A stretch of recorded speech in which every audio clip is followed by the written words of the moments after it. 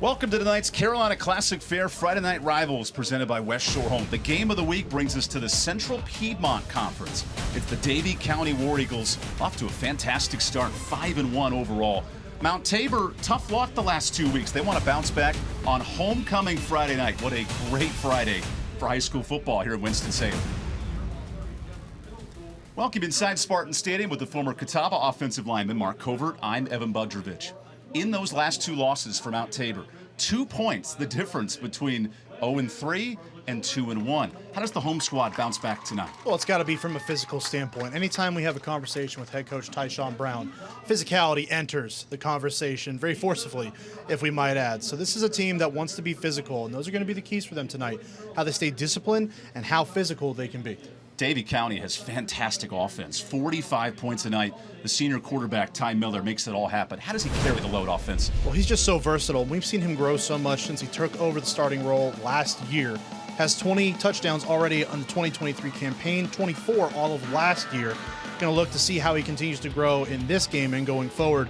And, of course, last week we saw Mount Tabor on the road against East Forsyth, and Snook Peterkin was one of those guys that you had your eyes on at all times. A kick return for a touchdown, sparking what may have been their biggest win of the year and maybe of this tenure under Coach Brown, if not for a late collapse. He's going to be a guy we want to watch going forward. Snook Peterkin plays all three positions, offense, defense, special teams. He might have to carry the load as homecoming king here in Mount Tabor. Getting you set, we'll head down to the third member of our team, Matthew Gibson, with more. Thanks, Evan.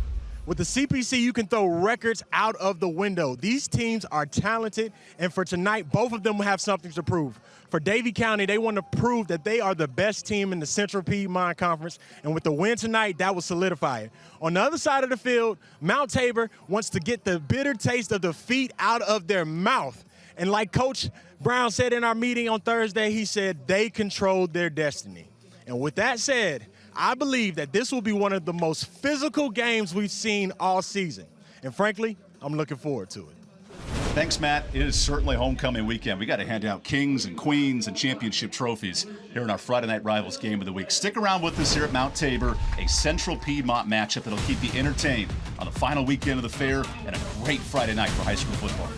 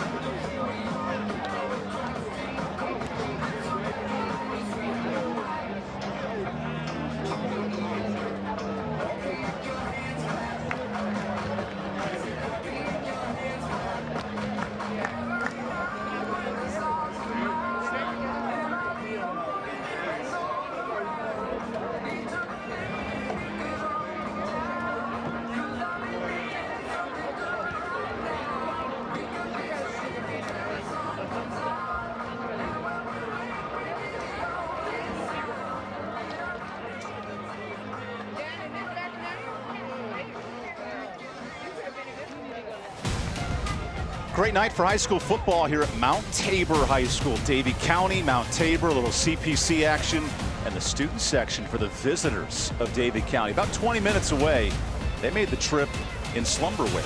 Good news, the weather's perfect tonight. Here's a look at tonight's Skywatch weather presented by our chief meteorologist, Jonathan Wendt. Mark, not a lot of wind, not much cloud coverage. This is darn near perfect. Oh, gosh, it's getting so nice. You get to the later parts of the high school season into October, rolling into November, and now you finally get what people would call football weather. It is exceptional outside. That's why we wore suits tonight. Yeah. We dress up for good football weather. How about the keys to the game? Because we know to Mount Tabor in the open, struggling to close out football games. How do they stay disciplined to play physical tonight? Well, we saw some mistakes from them last week, just from mental errors, whether it be penalties, some turnovers, and just at the end of the game, not making the smart decisions. So staying disciplined from a mental standpoint and then playing physical, we know they want to do that. Davie County's got to come in here with the mindset, though, of attacking through the air. Ty Miller's been electric, throwing to guys like Evan York, great deal. Those guys have to perform tonight and step up and make some plays, and also force Mount Tabor into passing situations as well. We want to see what Albright can do from the quarterback spot. Maybe Peterkin puts the ball in the air as well. Haven't seen much from him yet this year, but that's where you want to put Mount Tabor, if you are Davie, those passing downs and those passing situations. Davie County, 43 points tonight. They dominated Reagan last week, 54-41. And now the kickoff is set to go. This is Andy Martinez, the junior kicker. Spartans and War Eagles. It's a battle in Winston-Salem tonight. There's the Hayes Jewelers kickoff, and we are underway. Short kick and a fair catch for Davie County. This sets the stage for one of the most prolific passers in the Central Piedmont Conference. Back-to-back weeks that Ty Miller has thrown for 300 yards leading this attack. I mean, he's just been electric here the last couple weeks. A massive win last week against Reagan, the week before that. Just a really established passer now, very polished in the way that he's gone about his business, and true leader of this offense. Fresh set of downs for Davie County. Markel Summers with a nice hole, and he gets 9 yards on the ground before being tripped up by this Mount Tabor defense. Here's the Crescent Cook Reynolds starting lineups. Cook Reynolds running the smart way to get things done. Driver, Deal, Coleman, great receivers for Davie. Though it's back to Summers, he gets the first down. That was a big note for this Davie County offense, feeding the running game. Summers 180 yards last week. Well, and we saw Summers last year towards the beginning of the season against North Davidson. He was the bell cow in that game, and he's really established himself as this season has gone on as well. He is a true power back for this offense. 3 plays, 3 runs for Summers. That time Patella trips him up at the 46.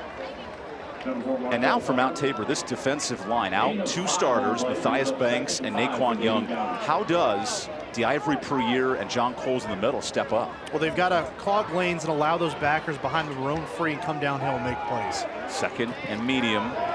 Miller out of the pocket. Patella missed him. Here's a deep shot, nearly picked. Peterkin almost had the interception. Good coverage, though, by Jadon Blair. Both those players, 4-star recruits, excellent in the secondary. Yeah, Blair getting another offer this week from the University of Tennessee. I'm sure the Vols are happy to see that. Just plays it right over the top, maybe underplayed it as well. Peterkin certainly had a shot at an INT there. Here's 2nd and 10. Ty Miller last week, 18 of 25. He was efficient, and Coach Tim Devericks loved his decision-making. He got 5 different receivers involved. 2nd down play action. Good pressure, and off the back foot, that's out of bounds. That is the one advantage Mount Tabor has tonight, a great pass rush on the D-line. They sure do, and they're going to have to generate some of that pressure and get Miller off of his spot. You can't allow him to sit back there, survey the field. This time, extra pressure gets there. A little bit of a late blitz from the linebacker position, throws this offensive line off its note. That's a quick 3 and out. 1 first down and a turnover. There's the punter to send it away. That's a short kick by Miller, the quarterback. Let's take a nice bounce. And I'll flip the field 35 yards, right inside the 20. So Mount Tabor, who lost by 1 point, watching East Forsyth go right down the field.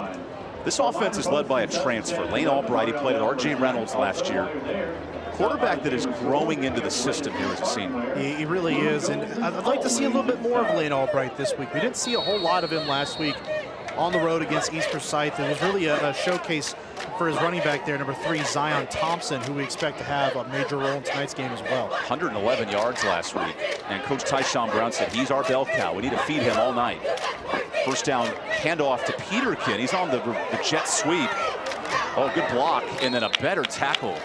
That's the cornerback, Braxton Bowling. Tim Deverick's defense noted, we have to guard Snook Peterkin everywhere on the field. Oh, they sure do. And I'm expecting to see maybe hit a little bit more at the wide receiver spot tonight like we did on that jet sweep.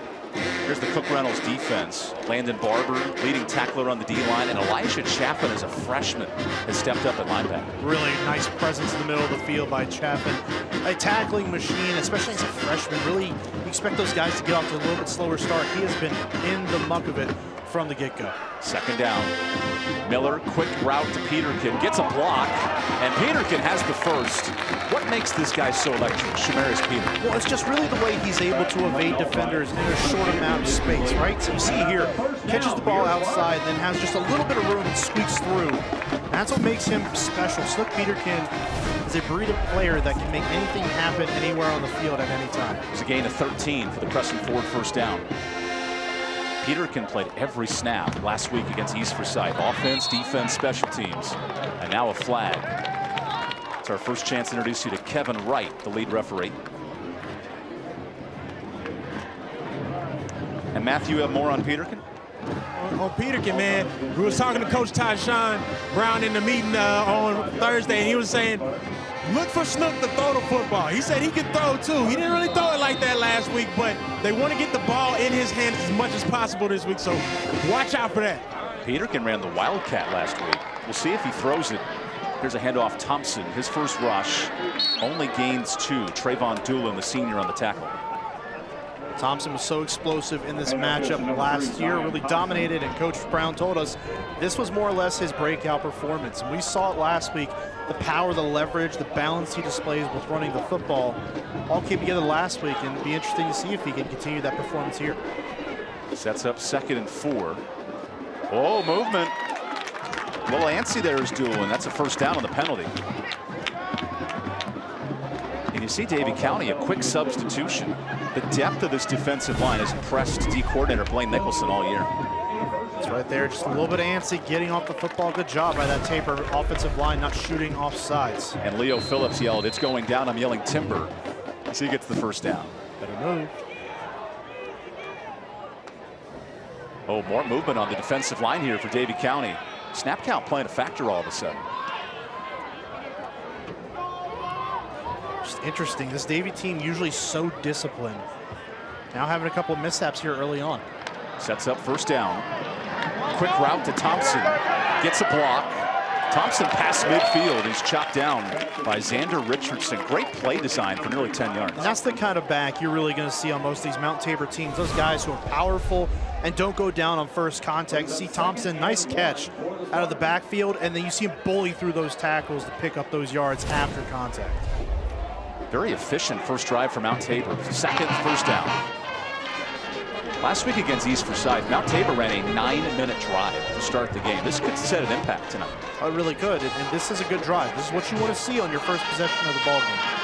Fresh first down. There's Peterkin on the swing route. He's got the first, and Peterkin inside the 40. The versatility of Shamarius Peterkin's fun to watch. But do you see how they've changed their game plan up? I mean, last week we saw on their drive against East Forsyth, it was run, run, run, run. And now they're mixing in the pass, and it's been smart passing from this offense so far. They are getting to work, getting the ball out to their playmakers and laying them to work in space. Here's play 7 of the drive. Mount Tabor only scores 20 points a game, and they put up 20 last week. Coach Tyshawn Brown said, we want Lane Albright to find different players, be less reliant on the running back. Here's a rollout. Thinks about the pass, now runs, and quickly slides. Smart decision for a gain of 3. Nice hit there from Barber on the backside. We really didn't get to see a whole lot of Lane Albright last week. It was just one of those situations, game plan wise, where you wanted to see how much of an impact Snook Peterkin could have at the quarterback spot. So we saw a lot of running the football with this offense. Now this week they're switching things up, giving this Davie defense a different look with Albright at quarterback. Albright was 2 for 4 last week. Only 4 pass attempts. It was ground heavy. Well, for a guy who has 11 touchdown passes this year, that is almost really unheard of. 2nd and 8. Quick pass. That is dropped. That hit the ground first, intended for Jordan Wolverton, the special team standout. Big receivers, Jadon Blair, who plays safety and receiver, and then Peterkin. That's the big options on the outside. Yeah, they're going to have to stretch the field a little bit here. So far in this drive, we've seen them be able to take those shorter passing routes, whether it's swing routes to the outside, to the running back or wide receiver. It's not been anything downfield yet, so you'd be interested to see if they still play behind that first down marker. Greg King calls the plays for Mount Tabor. Facing the second third down of the game. This is 3rd and 8. Albright out of the pocket. He elects to run, and short by a couple yards at least. So 4th and 4, is this go for it situation? Well, it certainly might be. I mean, the field goal situation is what it is at Mount Tabor. Not the best. Just maybe a decision here where Albright maybe has an option to go outside with that. Peterkin, towards the end of that play, was left by himself. And Jadon Blair is just checked in at receiver. He's number 4 right there. Power 5 offers. It's the Wildcat QB. 4th and 5. Let's see how creative OC Greg King is in this situation. The 4-star receiver in at quarterback. 4th down. Snook on the move. Peterkin with a block. And he's right at the sticks, maybe short. And he is short. Good tackle by Davie County to get the stop. Well, saw it numerous times last week. This was a formation where they like to run heavy, and that time Snook can't find the first down. As a reminder, on the dance team is hosting Dance with the Spartans next Friday the 13th. The Mount Tabor dance team every night for more information.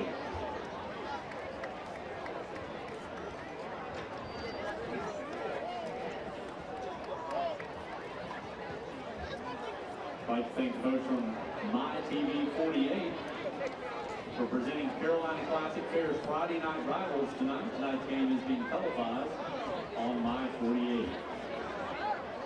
I'd like to thank a few of our gold level sponsors: AMR College Consulting, Bell Davis and Pitt, Povo, Budget Wine, Birch Street Pizza, Cooper Scurry Facial Plastic Surgery Center, Debbie Burns Realtor, LRB Real Estate, East Coast Wings Corporate, and Gastroenterology Associates of the Piedmont. We also thank our platinum sponsors, PDQ and Performance Driven. Closed captioning for tonight's game is brought to you by Caring Hands. At Caring Hands Home Health, we understand that the happiness of your loved ones is important. First down handoff, Markel Summers, one of the best running backs in the CPC, 3rd in the league in rushing, over 700 yards, and gains about 5 on first down. This dude's built like a tank as well. He sure is. He's just so powerful, but he's not just known for his power. It's a guy who has a lot of speed, so once he gets into the open field, really good straight line runner. Summers back to it, and he's out to midfield, tripped up by Wolverton. That's an explosive play for 12 yards. Just a guy that you can rely on. Feed him the football, allow this offensive line to go to work. That time Summers finds the hole relatively easily, reaches the second level. Davie County playing with pace. Back to Summers, following that left tackle, and he gets 4. Now this pace could be the option to count the defensive line of Mount Tabor. Well, absolutely. And if you want to wear down the strength of this team along that defensive line, it's going to be doing this. Pace it, speed it up a little bit, get these guys tired. 2nd and 6. Quarterback keeper, lot of room, and the truck stick, fumble, picked up by Tabor. This is a live football. Mount Tabor, scoop and score. Look at John Fowler making it happen on the fumble recovery touchdown. What a change of events on that play. Davie County had this entire Spartans defense full. Ty Miller pulls that football out, and he has nothing but green grass between him and the end zone. One guy, one Spartan knocks that football out, scoop and score. What a start defensively for this Mount Tabor football team. That's a Bang Hard Apparel touchdown. Go hard with Bang Apparel. Man, that hit was hard, and it led to a crazy 70-yard fumble return. Extra point upcoming. Mount Tabor missed 2 extra points last week, but this one is perfect from Elliott Wolf. And what a start here for the Spartans. Absolutely ridiculous. Defensively, we know what they bring to the table. Fooled at first, stays with the play, scoop and score. The Spartans are on the board.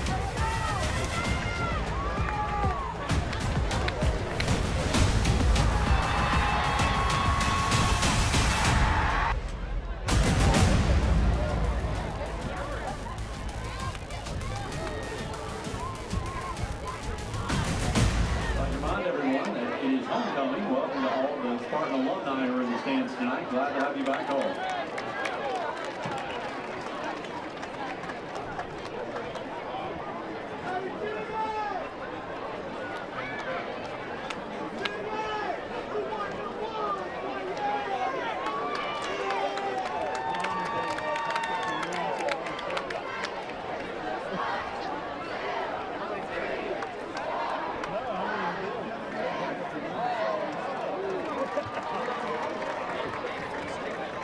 Also, folks, as part of the homecoming celebration, at halftime, we will be crowning the Spartan homecoming queen.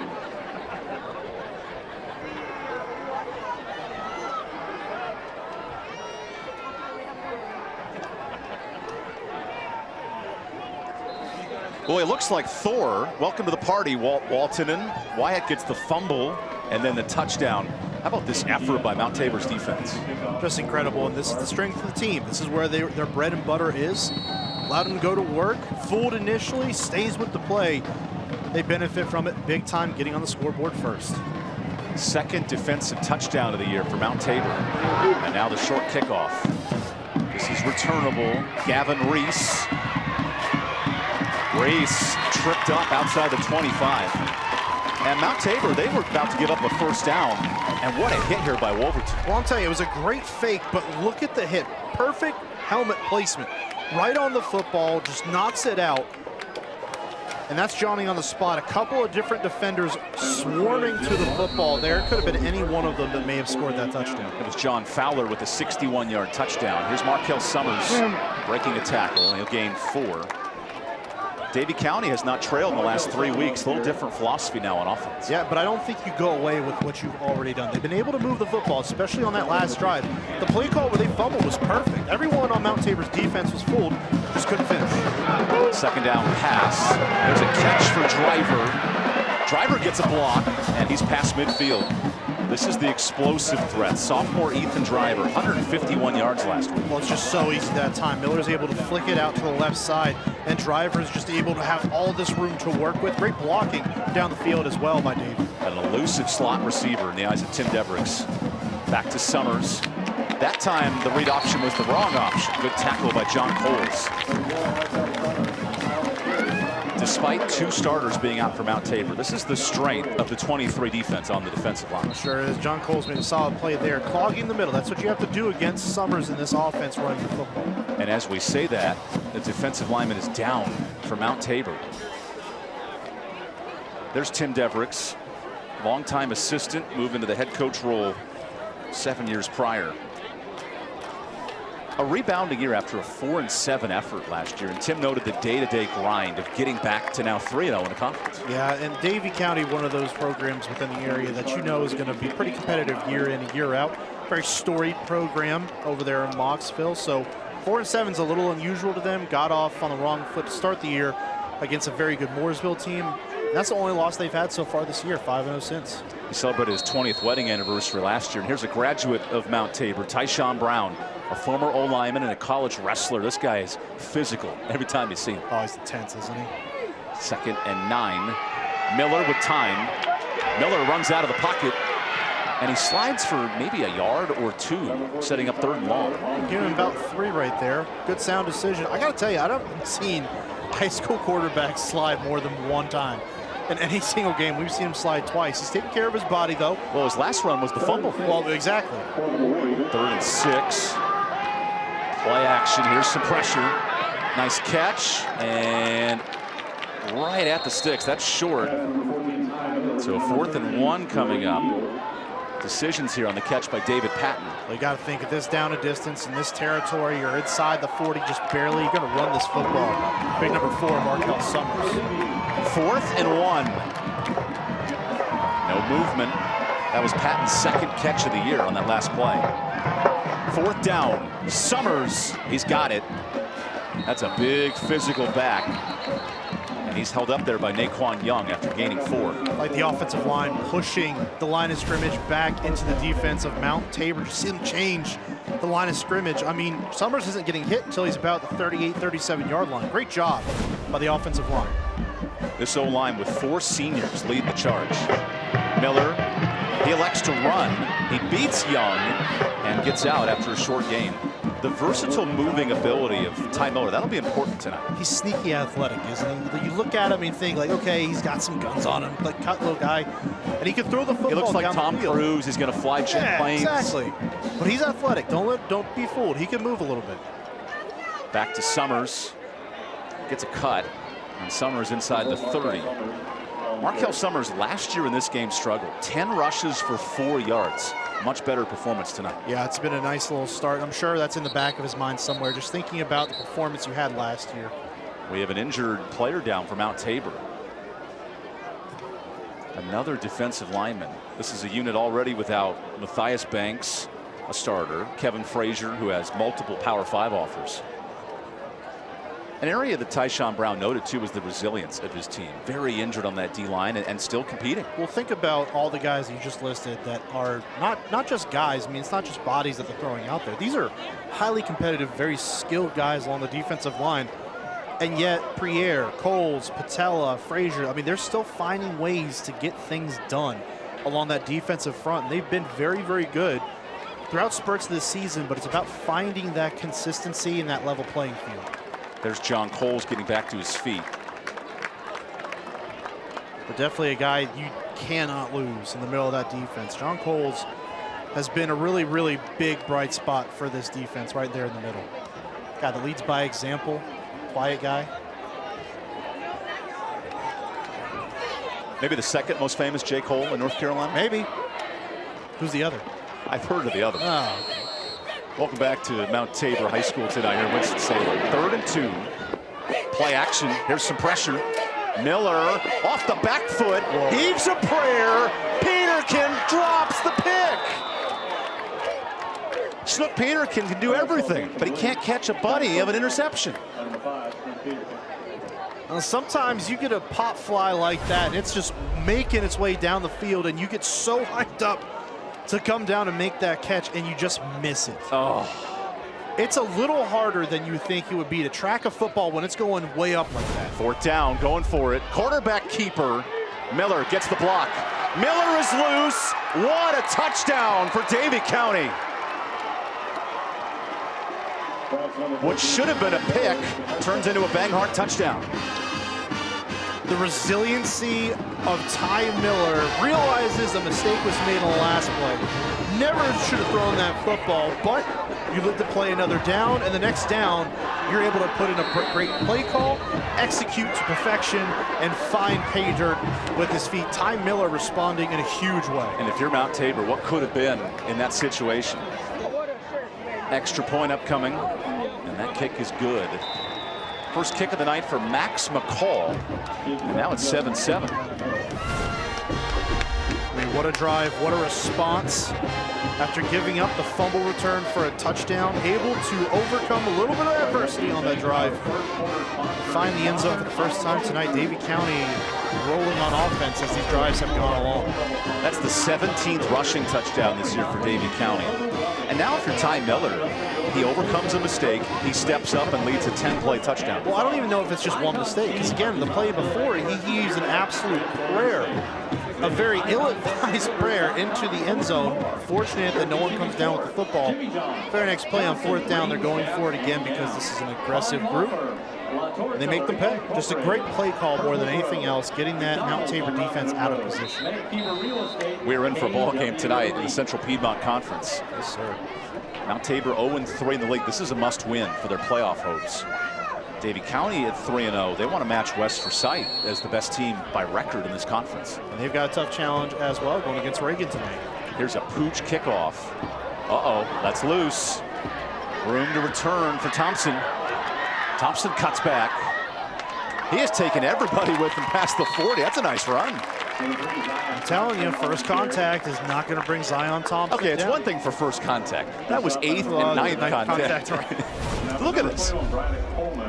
Guy's not very big, so it's going to be a little harder to hit 1, him, but once you're 2, able to 3, get there, 4, 7, 11, 15. see, that's illegal. 15's illegal at that point. Great field position here for Mount Tabor. Third drive of the game.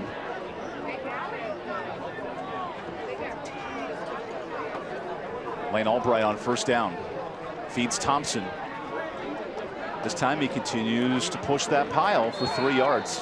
This is hard-earned running for one of the smallest guys on the field, 5'8", 170. Just a really, really talented player. I mean, it's one of those guys where you look at him on the stat or on the rundown on the roster and you think, oh, well, he's not huge. You don't know really what he can do at 5'8", 170. He's a ball player. I mean, he plays aggressive. Okay, Skip Bayless, this kid's a baller. He's a gamer, playmaker, shot caller. The Tim Tebow effect here at Mount Tabor. New running back McKay Brendel comes in for Thompson as we hit the final minute of the first quarter. Play action. There's Brendel. He takes a hit and gets the first, no, actually short of the first down. Good stop by Connor Hood, who had 20 tackles last week in the win. Came down from that safety spot, makes a nice play on the football. Connor Hood, one of those guys, is a defensive back. You don't expect him to mix it up a whole lot near the line of scrimmage. He is all about getting in there and making some tackles. That was the most tackles in Davie County single game history. 20 tackles, impressive week. Think about how important that is. A guy who has 20 tackles as a defensive back. Peterkin in on third down. 10 seconds. You wonder if the Spartans will snap it here.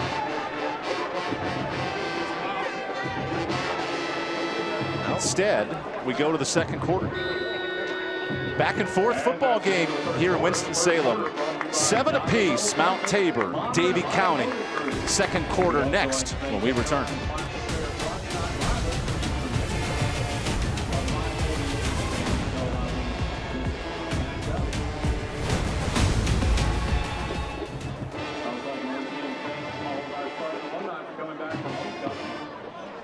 At the end of the second quarter during halftime, we will be introducing the homecoming board and crowning the homecoming queen. Now for a few more of our sponsors.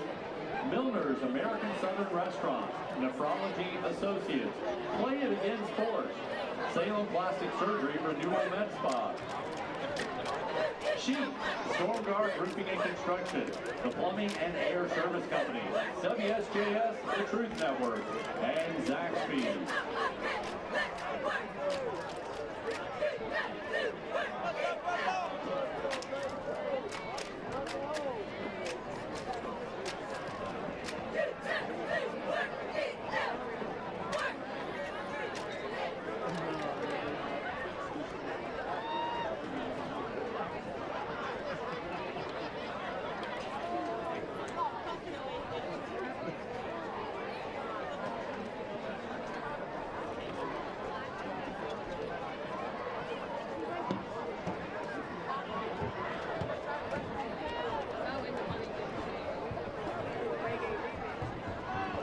As we wait to start the second quarter, our second quarter sponsor is Modern Automotive Group. Also take advantage of breaking the action, head on down to the concession stand. Stop by the Tabor store because blue and gold is always in style.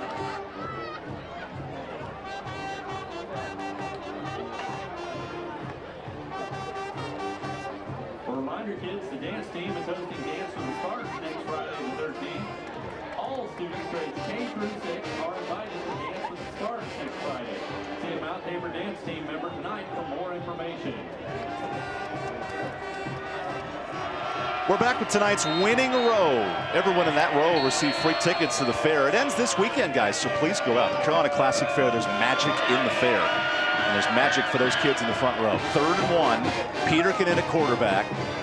Throws it forward and incomplete. Sets up 4th down. Just a little bit of a wild throw there. Trying to get it on the run to his receiver out wide. Just a little too far out there. Yeah, no chance for Kamari Shell. Right. And here comes the punting unit. Interesting. On 4th and 1. Well, we have wondered on the last 4th down attempt that Mount Tabor run with Peterkin at quarterback. Would he throw the football? He's only done it once, now twice this year. He thought maybe that was the look they were going to give Davie County, but they didn't. This time they elect to do so. And you see Tyshawn Brown counting his numbers. Yeah. You hate to give away a free play here. The punting unit on. This is Jaden Wallace, the backup quarterback. Wallace to punt. Not a great kick if you're Mount Tabor, but it does take a bounce inside the 20. And that'll net just over 30 yards. Last drive, Davie County goes right down the field, 61 yards in 10 plays. Very impressive drive. Yeah, it was a really nice drive. Nice response drive. Have the fumble return for a touchdown on their previous possession on what looked like a great play call. Rather, it was. And then to go down and respond the way that they did, really nice answer. First down, handoff to Markel Summers, who bangs off his own O-lineman and gets 1 yard.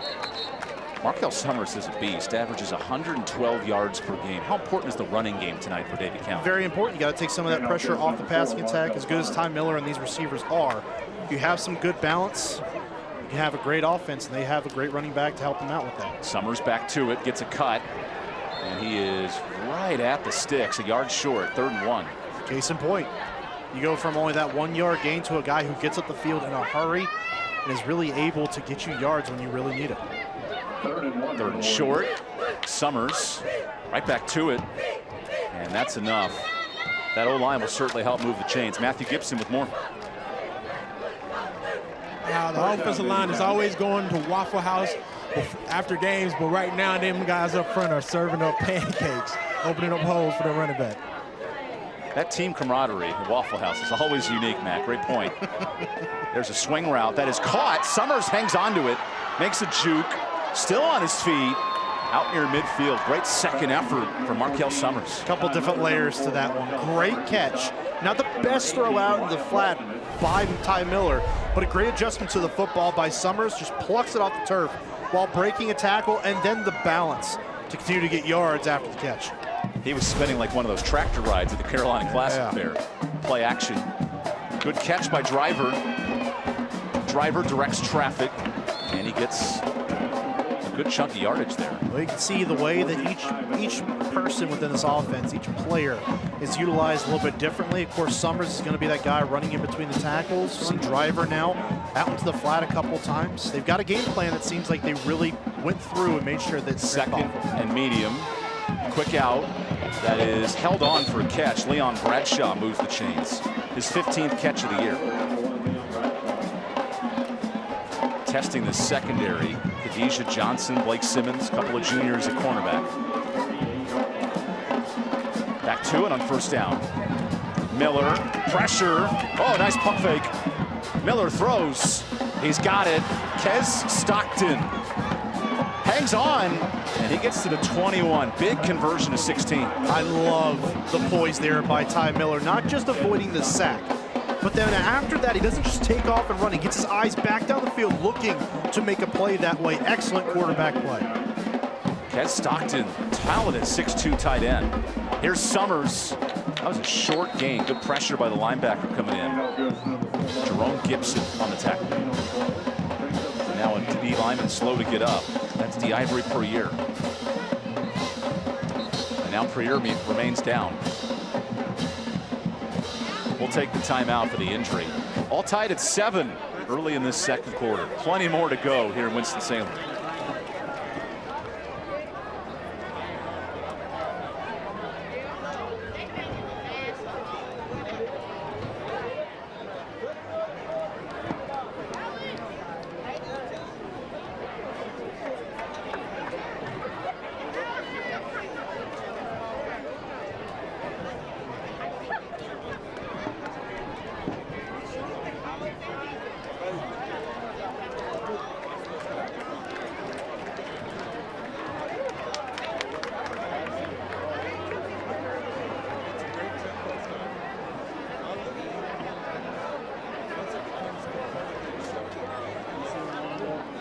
Senior start number 56, Antoine Lowry.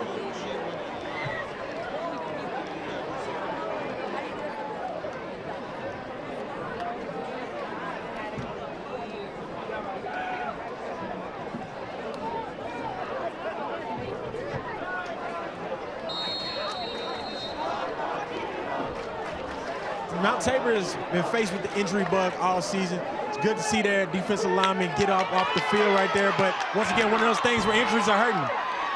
There's a catch by Summers. And Davie County taking advantage of those injuries. Big pitch and catch inside the 10. Nice easy play. That time from Miller to Summers. 5-star roofing red zone. We do this every single day. Miller on first down. Feeds Summers. Nice hole. And he churns to the 2. Stopped there by one of the JV defensive linemen, Antoine Lowry, on the tackle. How about the way that hole closed up? It was right there for Summers initially. Mount Tabor hustled the football, plugged that one up, and prevented the touchdown. Second and goal. Back to Summers. Feed the beast.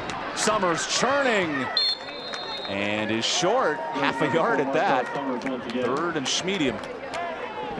Well, do you go back to your bell cow at running back, feed him again, or do you try to go with the pass here, spread the defense out a little bit? Look at this bunch set on third and goal. You betcha it's Summers again. He is in. Stand up touchdown, the 10th of the year for Markel Summers.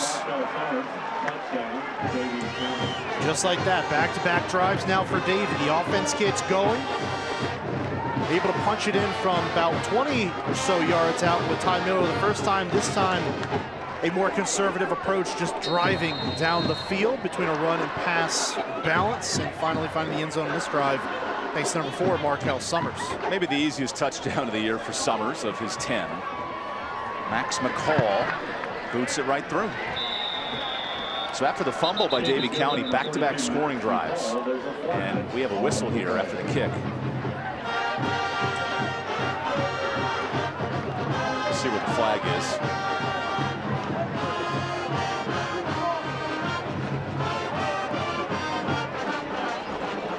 Okay, it'll be on Mount Tabor.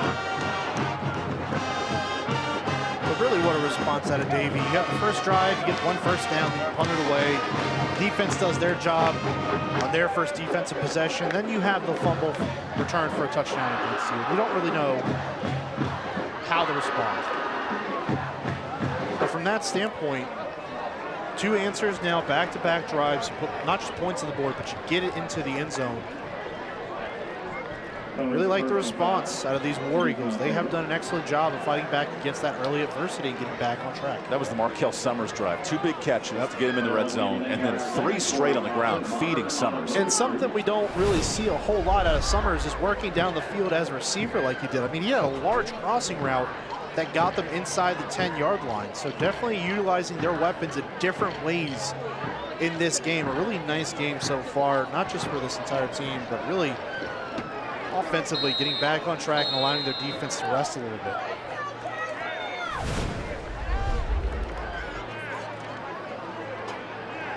Here we sit halfway through the league in the CPC, and Davie County only won 2 league games last year. They are 3-0, sitting in a great spot.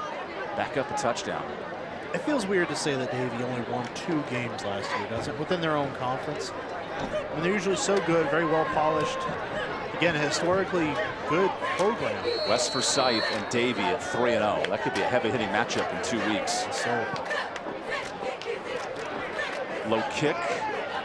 Options here for Hooker. He turns the corner. Hooker hangs on. Nearly stripped from behind by Kez Stockton. Now in a very important drive here for Mount Tabor. Well, it starts to feel as if right now the offense hasn't gotten anything going. Remember that 7 points on the board for Mount Tabor are from their defense forcing a fumble and taking it back the other way. So the offense has not held up on its end of the bargain so far in this football game.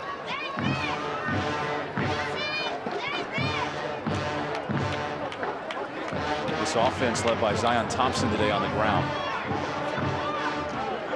Lane Albright, who struggled against Davie County last year. 2 picks, 100 yards when he was at R.J. Reynolds, another league foe. Sets up first down. Play action. The screen is defended. The blitz is coming. Down he goes for the sack. Great pressure by Doolin and company on the sack. See some frustration there. One of his linemen almost yelling, you got to throw the football away. At some point, if you're Lane Albright, you've got to feel that clock going off in your head, letting you know to get the football away. tough. Stay tuned for the My 48 halftime report. We'll have Bojangles Scholar athletes, interviews, highlights, and food. Fair food, of course, coming up at halftime. Okay. Well, for me and you. They're letting us do that again? And Matt, I told he gets to eat too. Okay. 2nd and 17 after the sack. Albright has to run. Albright steps up. Nice move. Gets back to the original line. So 3rd and 10 as he's chased down by a big linebacker in the middle there. Good decision. Get the yards that you can. Put yourself into better position here on now 3rd and long, but you're back inside the original yard marker to begin this drive. So you're giving yourself a chance. I love high school football. That's the first tackle of the year for Nathaniel Jordan. There you go. New guys stepping up. Mount Tabor's missed its last 3 third down conversions. That's Chu Hemingway in the slot. Big tight end at 6'1". Hasn't touched the ball tonight. 3rd and 9. There's Hemingway. One-handed catch. That may have slowed him down and lets the rest of the defense come in. Stopped at the 30 by Richardson and Crew. So here's another 4th down. I think you got to punt this one away, given how deep they are in their own territory. But here's the thing, Evan. Even if he doesn't make that nice little one-handed grab outside, Davie's defense is swarming to the football in a way that he's almost not going to make that play, no matter if he made a clean catch or not. That's 3 straight drives with a punt for Mount Tabor.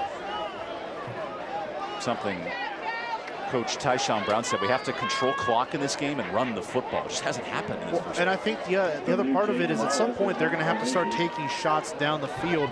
That means protection also has to hold up. On those passing downs right now, Davie along that defensive front is having their way with Mount Tabor. Here's Jaden Wallace to punt. Gavin Reese is ready for it. Calls for the fair catch. Smart play. And out to the 44. We'll take the timeout. Davie County looks to build a touchdown lead. Back with the football when we return to Winston-Salem.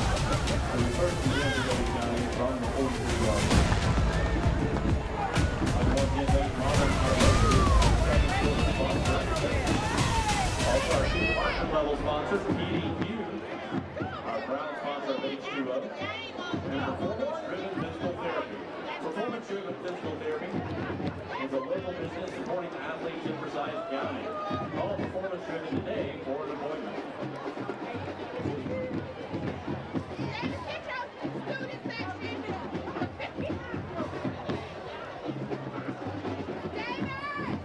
We'd also like to thank My 48. Friday night rivals tonight presented by the Carolina Classic Fair and West Shore Home. Thanks for televising this hard game tonight. Reminder, concession stand is open though. Carry on down first down.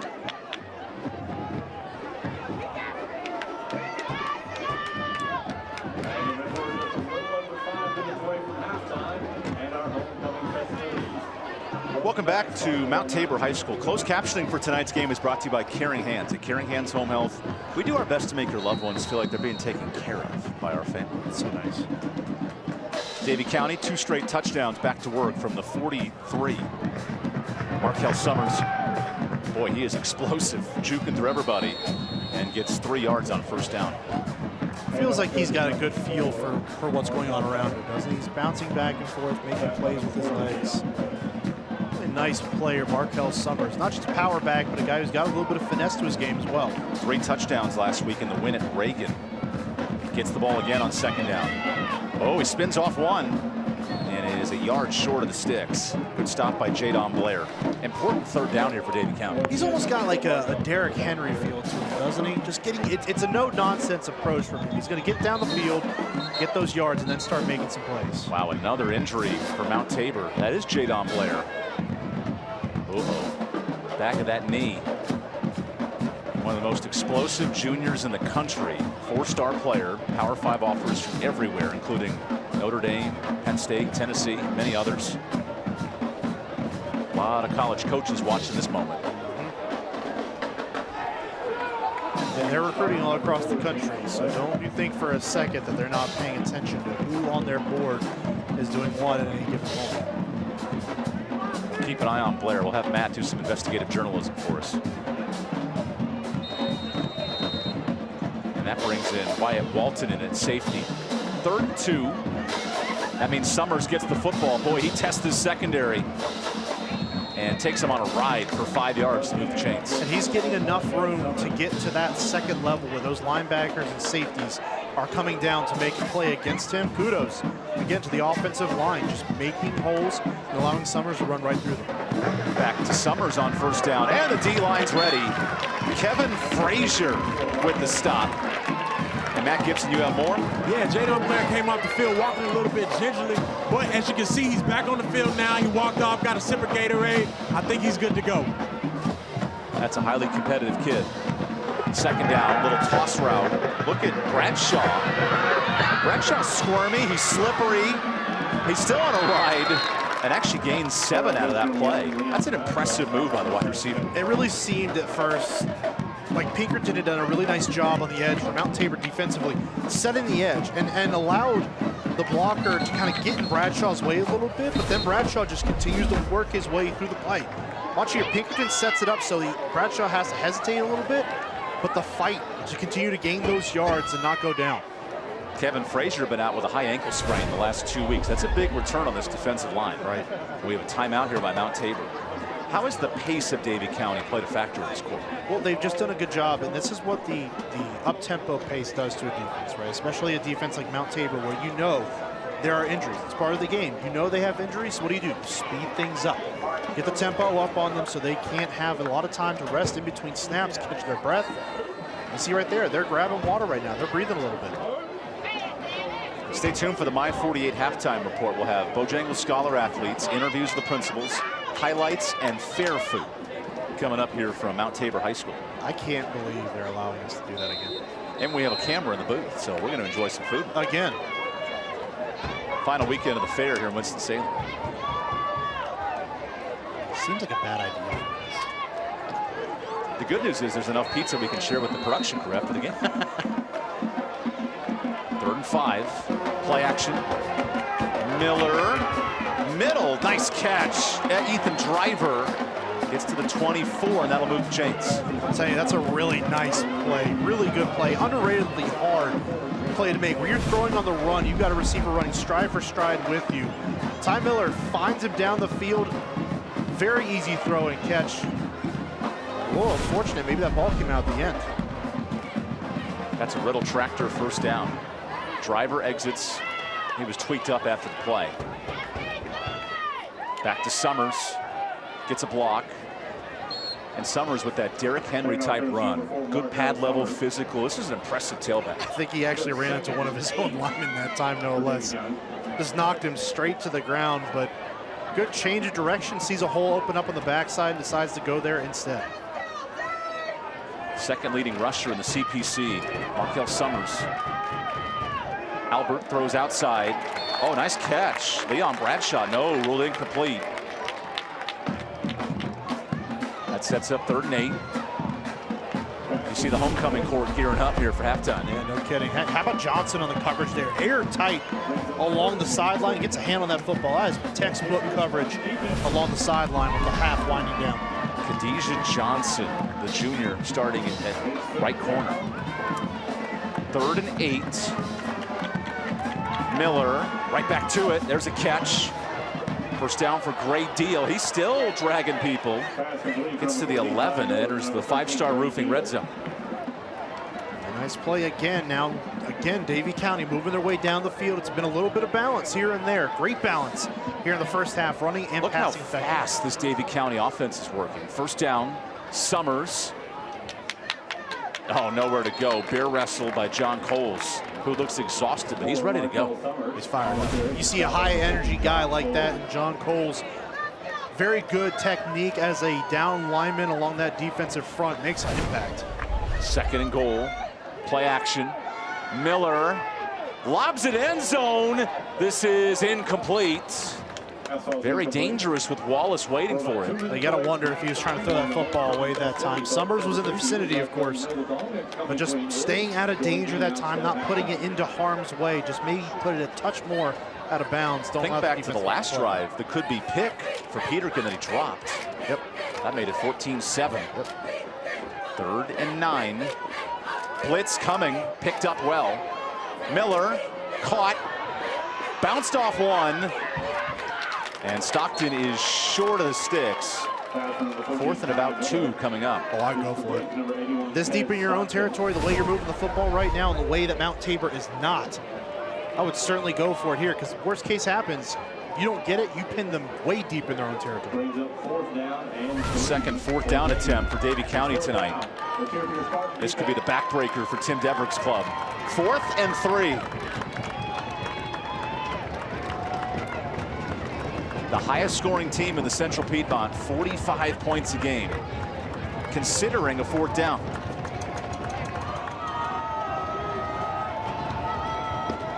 Deverick's lets every second tick off to 2, and now the timeout with 1 on the play clock. I like the decision. Decision becomes a field goal now? Well, take some time. I mean, maybe this is something you think about a little bit more instead of just kicking a field goal here. You're moving the ball. This offensive line is going to work against this defensive front. And again, if you don't, you go for it here and you don't get it, you're still pinning this offense that has not been able to move the football back deep at their own end zone. But you get some time to think about it here, run the clock down to win-win there for Davie County. We asked Davie County about this improvement, and Tim Deverick said it's been a whole mentality from player 1 on the varsity team all the way to our final player on the JV, and that buy-in has helped a 4-7 team now become 5-1 and one of the best teams in the Central Piedmont. Sure are, and maybe one of the best 4A teams really in the state to this point. They've done an excellent job. That only lost to Mooresville. They still played that Blue Devils team very tough at the beginning of the year. That was a 1-score game. Exactly, 31-24. So you play a team like that all the way down to the wire, then you reel off 5 straight. I mean, it's a team to be reckoned with. And this is exactly where Davie County is used to being. Big play. 4th and 3. Miller and a whistle. Timeout. Mount Tabor. Their second timeout. A little game of chess between Tim Deverick's and Tyshawn Brown. Yeah. See you call a timeout, take some time to think about it. Well, we're going to do the exact same thing. And give Davie an opportunity to maybe rethink about what they want to do here. Although, given what Coach Deverick's and this offense have done so far, you'd think they're going to stay out there. Tyshawn Brown noted it's a different animal when you play Davie County's offense. Clearly the defensive touchdown helps, but they have kept Davie County away from exploding and breaking out of this game. Well, they've made them earn it. That's really what the point is here in the first half. They have made Davie County really earn everything they've been given here tonight. Physicality is the name of the game when you talk about the Mount Tabor Spartans. They have lived up to that billing here tonight. Not to a ton of success, but they have made Davie County work for every single yard and point they've got so far in this football game.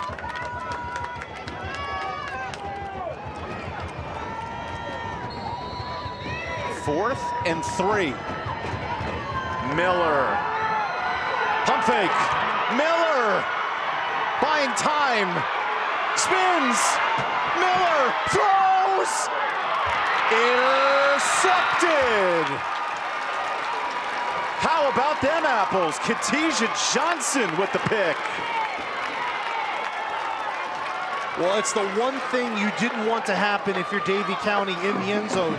Now you don't only just give the football back to Mount Tabor, but they're not backed up like they could have been. Even if the ball's thrown out of bounds, you still back them up that way. It almost looked like Miller, despite the fight that he had throughout that play, he just overshot one of his receivers sitting down the field. That was Broderick Coleman. That's a jump float pass, Mahomes-esque, but it goes to the wrong team. What a pick in the end zone, no less, by Ty Johnson, staying with that play. Third interception for Davie County this year. And now can Mount Tabor capitalize? This is not an offense that moves quickly or efficiently. So here comes Snook Peterkin in at quarterback. Oh no, a timeout. Lost track of the play clock. You can't do that with a minute left in the half. You just lost your last timeout. Critical mistake again for an offense that does not move the football at a rapid clip. So you're looking for explosive plays, and then you've got to essentially get out of bounds or get up to the football and spike it. 80 yards to go. Think back to last week. Mount Tabor had the ball with 1.5 minutes to go. Did not keep the clock running. They ran out of bounds. And then East Forsyth marched down the field for an 80-yard drive to win it. And how big of a play was that? I mean, realistically, if that ball is kept in bounds, you're talking about a game that is more or less salted away at that point. I mean, you could be talking about this week, Mount Tabor's coming off arguably their biggest win under the regime of Tyshawn Brown. Instead, it's just another case where they came up a little too short in the end. Tyshawn Brown noting the disappointment, but also the chance to bounce back. Yeah. Tabor essentially needs to win out to keep their playoff hopes alive. Easier said than done this late in the year. Albright back in at quarterback. First down.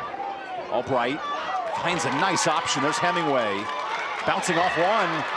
And the tight end's tough to stop. 19 yards. That's Travis Kelce-esque. It sure is. You know, you just got to get down the field. Clock stops for the chains to move.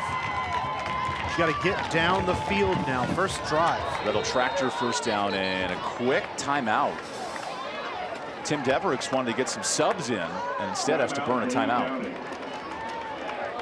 Taste their own medicine, isn't it? Mount Tabor has been the victim of a fast-moving offense here in the first half. This time, Davie trying to get those subs in. Not able to do it in time. Mount Tabor serving up some of their own medicine. That was after the Riddle tractor first down. Riddle tractor making Tallgrass short. First real time we've been able to see Albright sit back there in a comfortable pocket and deliver a throw down the field tonight. It's been hard to tackle tonight. Yeah, players are bouncing off everybody. And that's what makes this passing attack dangerous. Hemingway and Peterkin, and we've seen Blair in moments at wide receiver. There are athletes, just not many explosive plays. That's the longest of the night at 19 yards. That's been because this defensive front of Davie County has gotten into the backfield of Mount Tabor. We have unsettled Albright, not allowing him to sit back in the pocket. Again, just survey and see where his guys are down the field. Albright was 2 of 4 last week. He's completed 5 passes today. Back to it on first down. Albright forced to run. And he's got some legs. Look at Albright's sprint into Davie County territory, where he gets 11. How about that run? I wasn't expecting to see that kind of speed out of Lane Albright, but he saw a crease and just took off. Is that the next Johnny Football running up the field? Man, oh man. We talked in the scouting report, and Tyshawn Brown said Albright's athletic, but he didn't say he was that fast. Yeah, no kidding. From midfield. Albright slings it deep, looking for Peterkin. Finds Peterkin. Touchdown, Mount Tabor.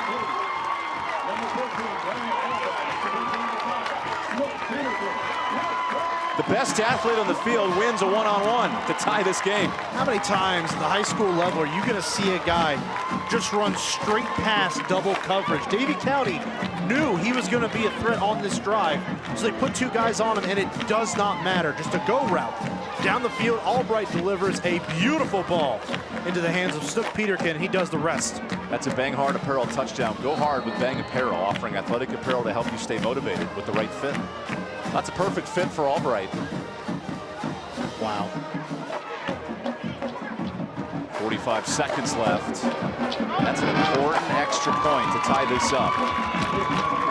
A quarterback who's only thrown 12 touchdowns all year saved his best for last in the second quarter. Well, it's not just been the 12 touchdowns, it's been a guy who's only thrown 4 picks to that clip, but look at that delivery. Just finds Peterkin streaking down the field. You've got to get it to your guy, and you could not have asked for a better throw at the quarterback position than what Albright delivered to Peterkin. Snook Peterkin, 5 touchdown receptions. And you're right, this is just straight jet line speed. Yeah.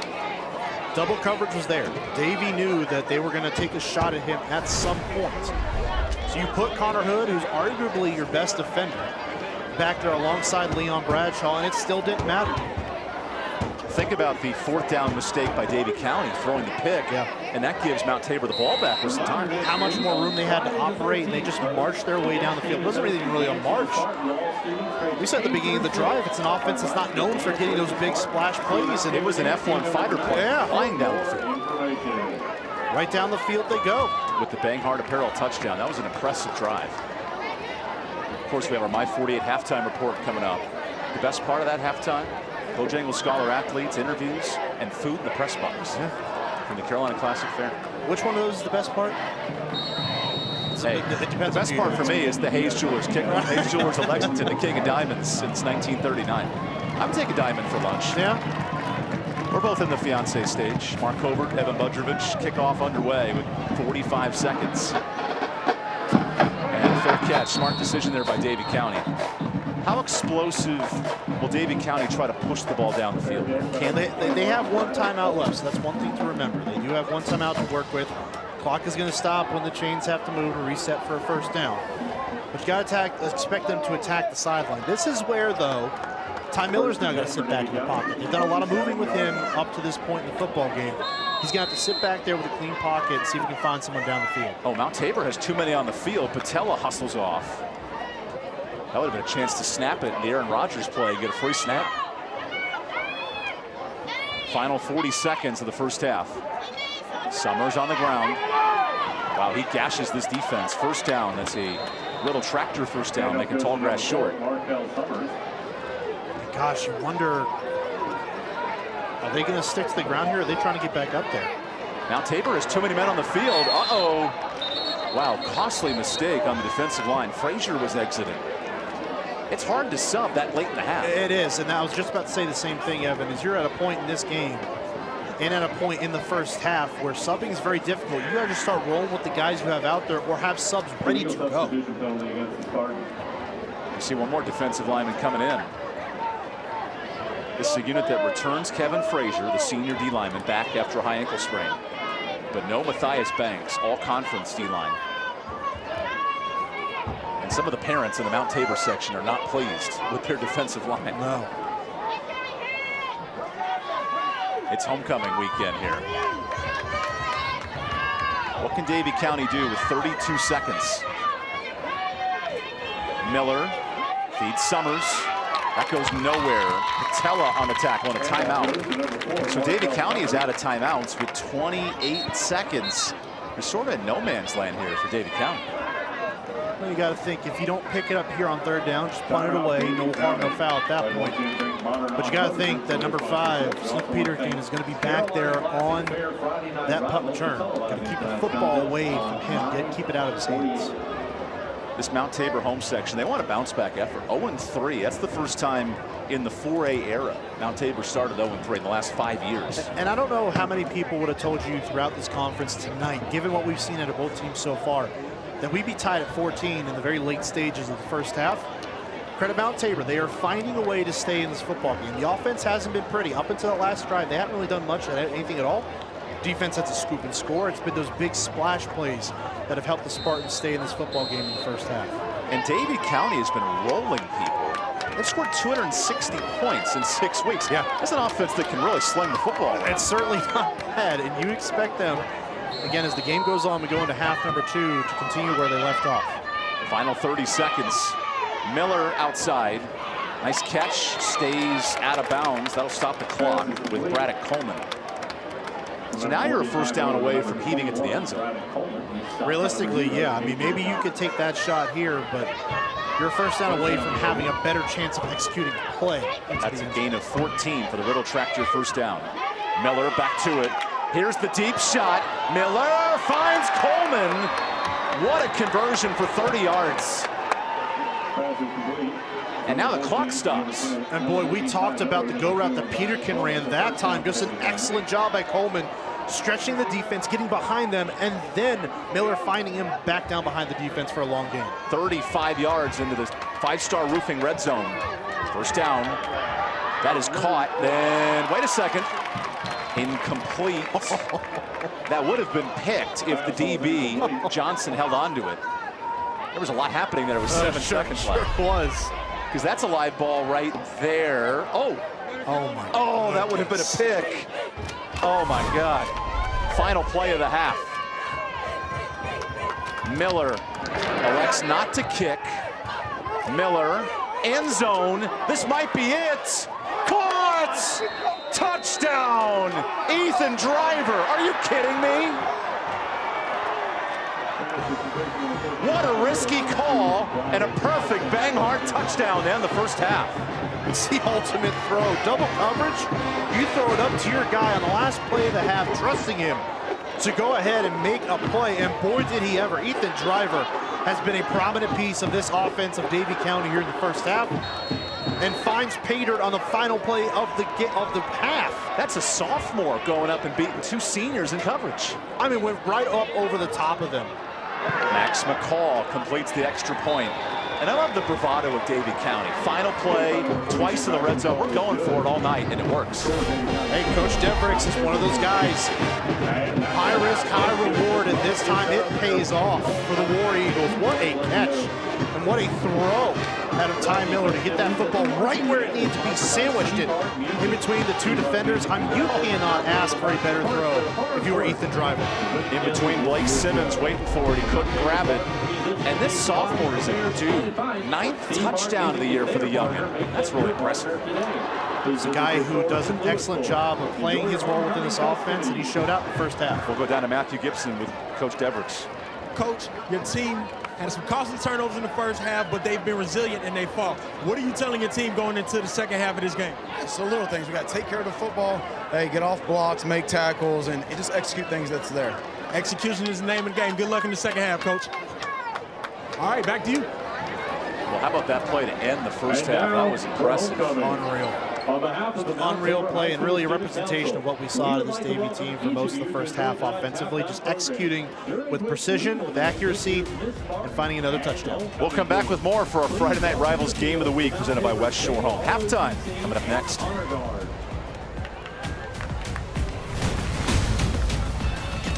Each underclassmen class will have one girl represent their class at homecoming. We would now like to recognize those underclassmen representatives.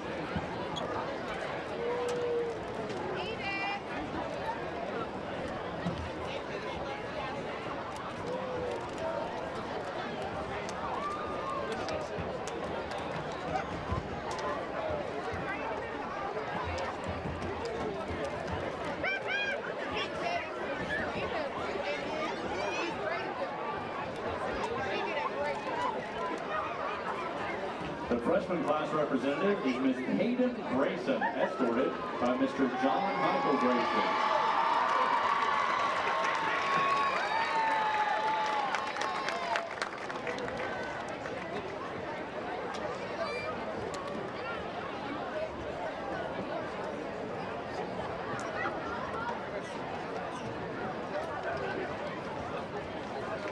The sophomore class representative is Ms.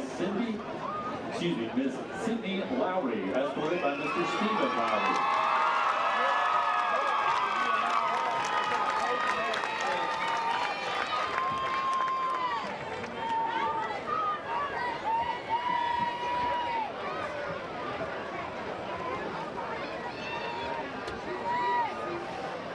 The junior class representative is Ms. Destiny Clayton, escorted by Mr. Robert Clayton.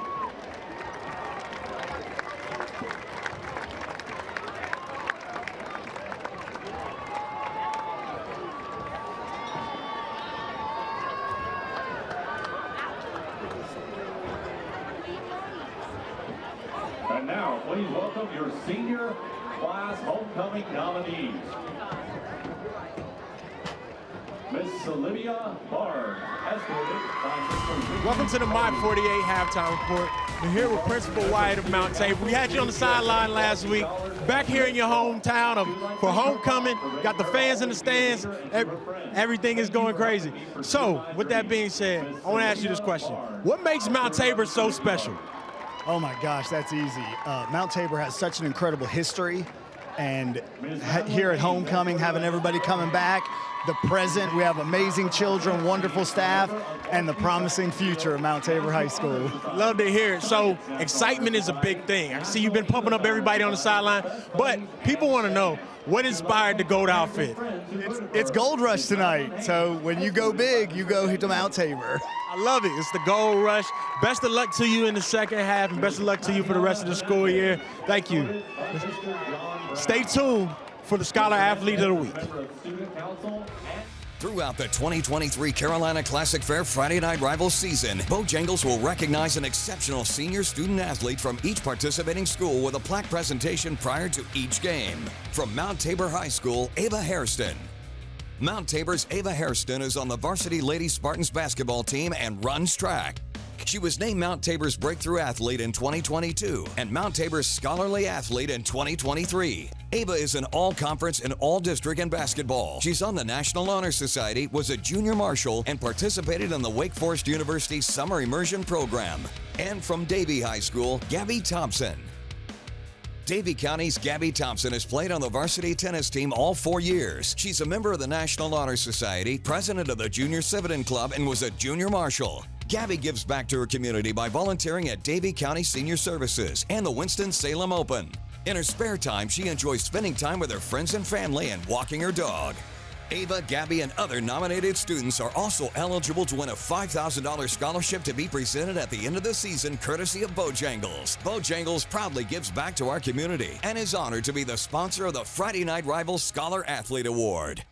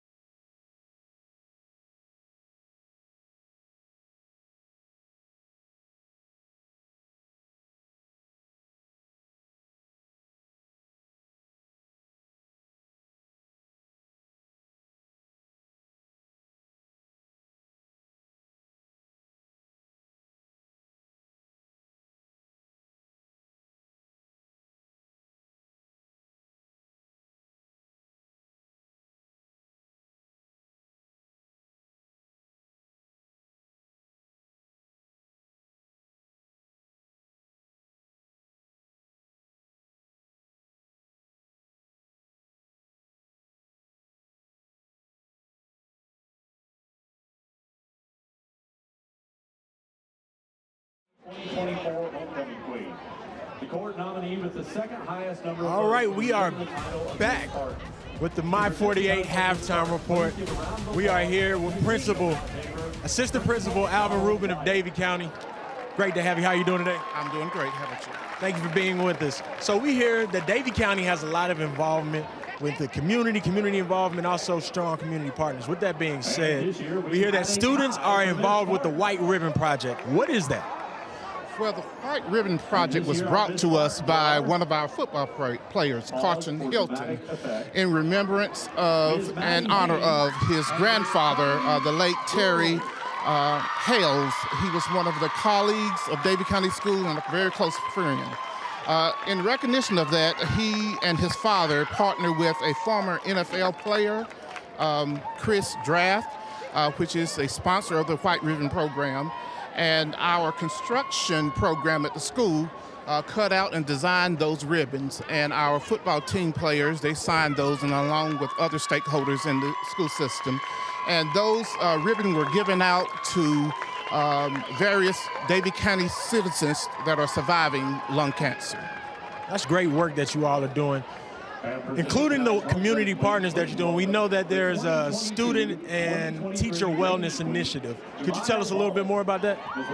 Well, in partnership with Ashley Furniture, we have created a room for teachers and furnished by Ashley Furniture, where our teachers will be able to go in and regroup, recharge, and reset, and also obtain or to address their social and emotional needs so that they can better serve our students.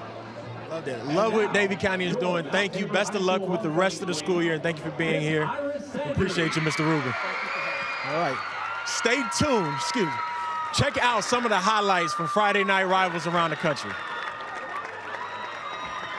The best Thursday Night Lights and Friday Night Rivals highlights from across the country. 3rd and 10. Terry to throw. Scans right. Directs traffic. Spins back. Middle of the field. Terry's still on his feet. He's wrapped up. Throws it. It's caught at the 15-yard line. Inside the 10. On the boundary side. Dragging across the middle. The reception to McCoy. He turns the corner. McCoy lowers the shoulder. Breaks a tackle. In! Touchdown! 10-hour double pumps on 3rd and 11. Got him, man. Howard! How did he catch that? How did it wasn't? Oh my gosh! Going to use his legs, throw it to the end zone. That one is caught. Oh my goodness, Stephen Famoyan. Put that one on the highlight reel for sure. On 1st down, has some time. Wants to put it up deep. He's got Enrique James. LeClaire! Touchdown, McCollum! Baker, clock moving, rolls right. Baker throws it deep. Touchdown! And he's going to roll out, throw into the, it's tipped, and he got the ball! He got the ball!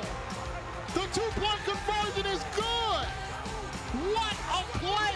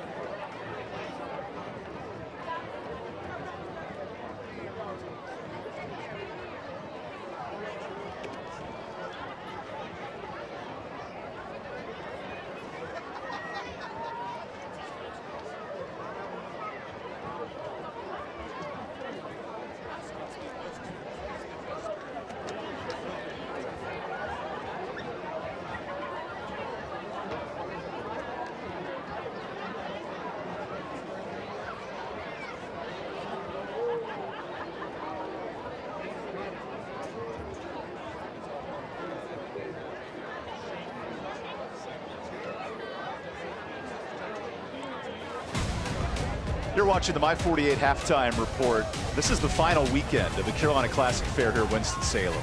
So we thought, let's give you a little sneak peek of what to expect. Our friends at Dill Pickle Pizza have set us up with the Italian eatery here. A bunch of pickles, bunch of cheese. That's really good. Not only is it good, it's got that savory pickle flavor to it. That's really good. You can eat this like New York style, go to town on this thing. Matt, that's good, right? Good is an understatement, my friend. Good is an understatement. That's really good. And then I'm going to pull out the little sneak peek for later. Yeah, you know. Yes, sir. Show. We have mocha funnel cake tonight. And Mark, we don't have utensils because we're just going to go in for it. Yeah, we're going to do There you that. go, buddy. This funnel cake is fantastic. That's also really good. I tell you what, go to the Bring Carolina that Classic back. Fair. Come on. No, I need that. Bring that. Wow.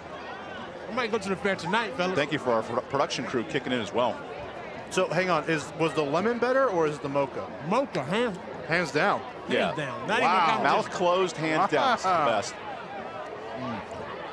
It's got chocolate sauce on top. It's a mocha sauce. No powder. You don't need the powder sugar. No, You got the chocolate. well, but could you imagine? But see, we got to come back to the pickle pizza. The pickled chocolate thing's interesting. I'm not going to go all Guy Fieri on you, but this is fantastic. Oh, do you guys want some funnel cake? Oh, come on in. No funnel cake. Hey, the best news is we're going to show you some highlights and keep this thing rolling. Oh, I know it. Matt, how about you take it away? Competition about to happen with the pretzels. Let's see what happens. All right, ready? Let's go. Stack them up. All right, we're going to add some little flavor to the competition. What's your guys' name? I'm Jonah. Jonah. All right, Jonah. All right, what's your name? Hayden. Hayden, a little bit. We added a little bit more leverage to this, right? There we go. All right, I like it. Personalize the experience. Yes, Jonah and Hayden. Are you? 1, 2, 3, 4, 5. Oh, it's 5. Focus, Jonah, focus. 6-1 right now. Let's see how we going. How are you feeling? How is it? I'm locked in. I'm ready to go. I'm locked in. He's locked in and ready to go. What about you, my friend? I don't lose. Okay, you're losing, but let's go. Let's go. Let's go. Come on. Uh-oh. Oh, do we have a winner? Oh, we got a winner. Winner, chicken dinner. How do you feel? Oh, it feels amazing. Oh, it feels amazing to be a winner. Back to you, Evan. Okay, they can stack pretzels. Can I stack a pizza box? Yeah, I don't lose. On my head. Oh, yes! We did it! It's such a tiny room. Oh, okay. Let's show you some highlights because we've been eating enough. That was a highlight. That was a highlight. That into the segment. Okay, Mark, it starts off really with a great defensive play by Mount Tabor. Oh, it sure did. We saw Davie start to drive down the field a little bit. Tabor just right place, right time. Walton able to make the play there in the scoop and score by John Fowler got the Spartans off and running in this football game. That was a 60-yard scoop and score, and ever since, Davie County's been rolling. Really, this offense responded with a great amount of presence and poise. As the half went on, the next two drives, finding the end zone. First time by Miller on the ground, then by Summers from close range. 2 rushing touchdowns, and I'll call this the YOLO play. Just heave it up and take a shot. Unfortunately, it was picked off by Mount Tabor. And it gave Mount Tabor life late in the half, allowing this deep shot to Snook Peterkin to connect. That was from 50. And then 2 minutes later, that was with 0 seconds on the clock down the first half. I mean, just what a play. Go up and trust your guy to come down with it. Ethan Driver makes the play of the first half. Total yardage, it's all Davie County, and yet Mount Tabor only down a touchdown. That's really deceiving. I mean, you see 327 yards in one half. You think it's a blowout, right? Mount Tabor finding ways to stay competitive and stay in this football game. The huge scoop and score early on and a late deep shot. Let's go down to Tyshawn Brown with Matt Gibson. All right, Coach. Your team took advantage of some costly turnovers in the first half. What did you tell your team at halftime that they need to do to ensure you win this game tonight? We got to make sure we stay focused the entire game. We can't take one play off. We got to stay focused the entire game. Stay focused the entire game. We hear you, Coach. Good luck in the second half. Stay tuned for more coming up next.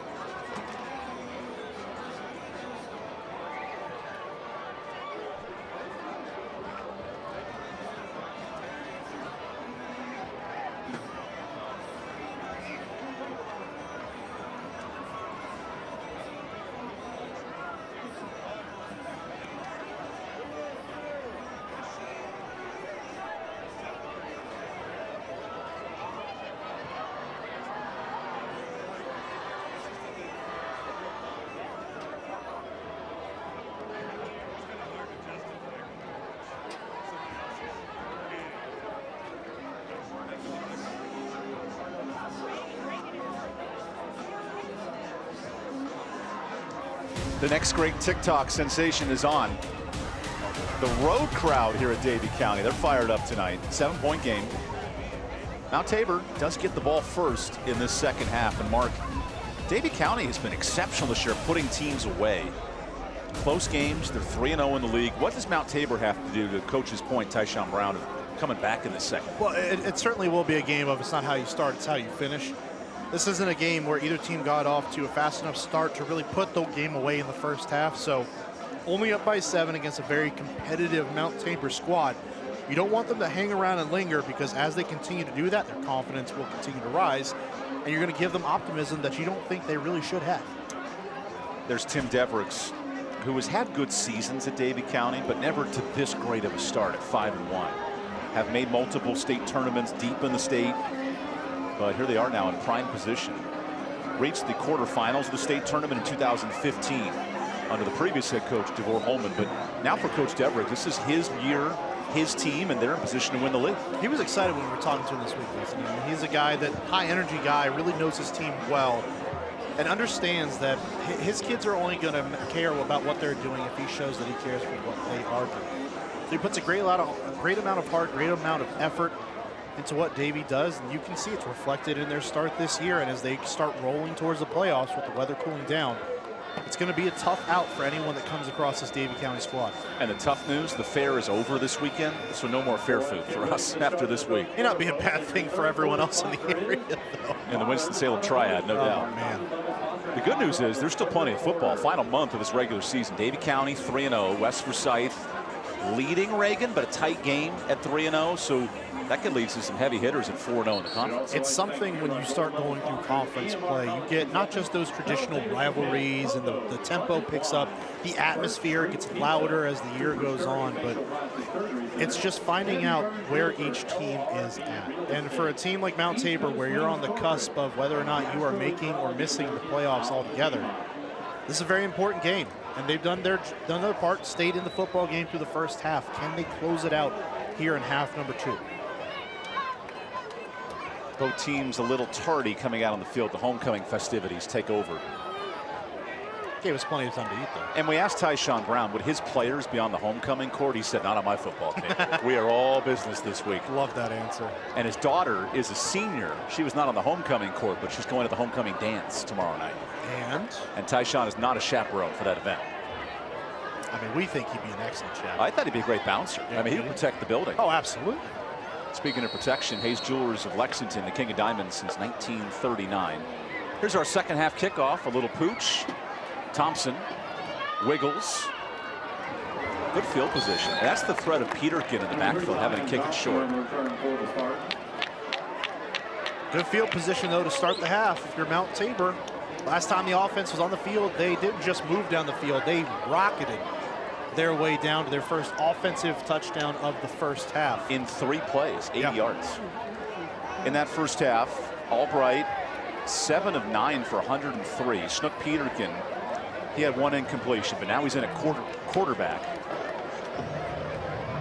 The formation that they heavily run out of, only 2 passes on the year for Peterkin, 1 in this game. Jadon Blair, the 4-star, is in at receiver in the green mitts. Here's 1st and 10, first play of the second half. Thompson opening up the run game, and a hard hit brings him down after 2 yards. That was Matty Warner on the tackle. Just imagine what the confidence would be for this team, though. You come out here at the beginning of the second half, you're able to put points on the board as well as end the first half on an offensive drive that was electric. Think about what that would do for the confidence of this offense going forward. I feel like I'm seeing a drum line gearing up for this third quarter. Great atmosphere here at Mount Tabor, right in the heart of Winston-Salem. We have movement on the Davie County defensive line. That's Nathaniel Jordan. See the offensive linemen stand up and start clapping.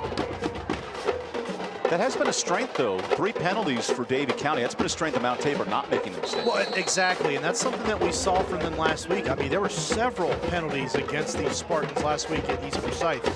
This week, they've been much better about cleaning all that up. 2nd and 2, back to Thompson. Spun down short. Nice tackle by Jordan, who just committed the penalty and sets up 3rd down. Give yourself a chance. Makes a play here, just shoots through the gap. Chases Thompson down from the backside. Really nice play, just getting downfield and making that stop by Jordan. We have an injured player down for Davie County. And we'll take this timeout. Early in the third quarter.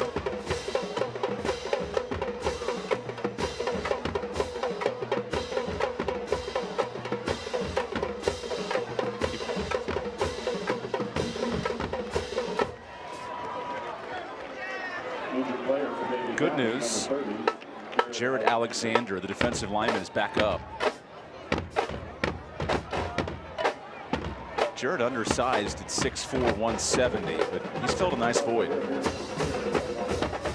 tackles on the year. Not bad production from that defensive end spot. Certainly a good presence along this defense that's done a lot. We've talked about the offense a lot tonight, but they are a defense that can certainly hold their own.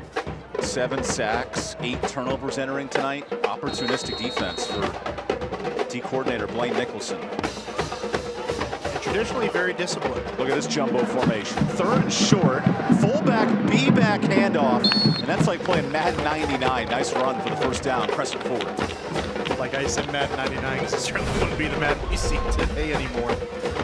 Big fullback sitting right there. And that's the defensive lineman, Kevin Frazier. That's old school running the football. There is. Physical football. It's Mount Tabor. Exits. Mount Tabor ran the ball for 30 yards, threw it for 100 in the first half.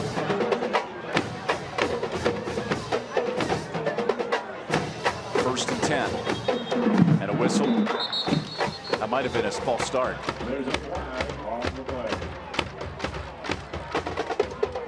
And you saw in that play, Thompson was confused where to line up and how to get situated there.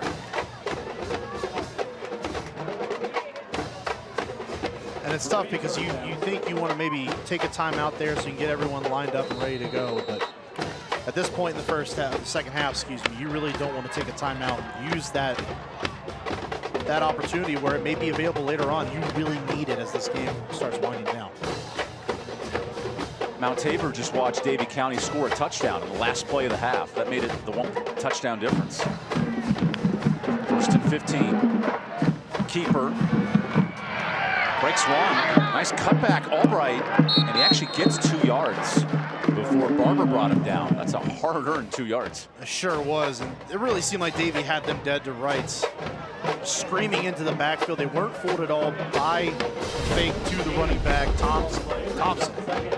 And it seemed like Archer Richardson had him in the backfield there, but Albright shakes it off, gets upfield, gains a yard.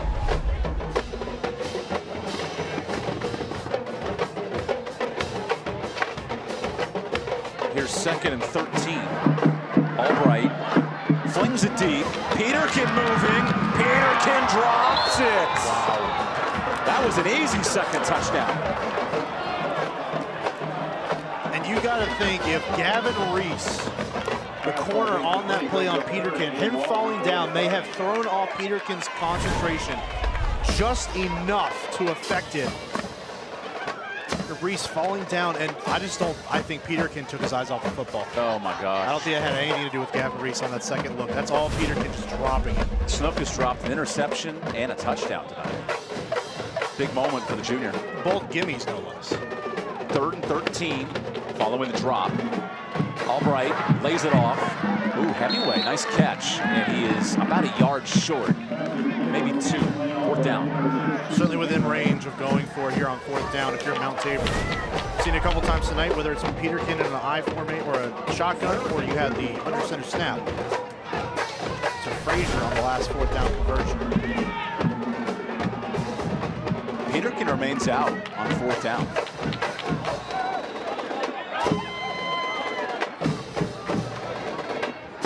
Honestly, pretty unreal that they're going to go into this play without arguably their best player on the field. Play clock under 10. Big 4th down. Thompson, he's got it up the middle. One of the biggest runs of the day. That's a 4-yard gain for Thompson. Easily one of the most important, no less. Thompson just taking it up there, and his offensive line did an excellent job moving the line of scrimmage back into the heart of that Davie County defense. Picks up the fresh set of downs. That's a Crescent Ford first down, serving the triad since 1970. only 30 yards net rushing in the first half for Mount Tabor. And this Tabor team averages 120 yards a game. You just got to think, as they're driving down the field now on their first drive in the second half, what that last drive offensively of the first half may have done for them, giving them some confidence. Peterkin in motion. He's got it. Peterkin with a block. Stretches it more. And actually turns that forward. Gets to the 26. Gets about half the yardage there on first down. A little bit of life within this offense at Mount Tabor, isn't there? They're starting to show a little bit of fight now.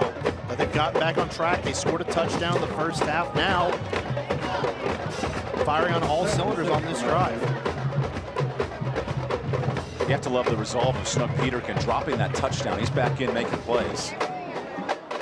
I think that resolve is spreading throughout the entire offense right now. It is permeating everywhere. It is a homecoming dousing here at Mount Tabor. Albright out of the pocket. He runs. Nice move. Albright has the first down. Impressive run on 2nd and 6.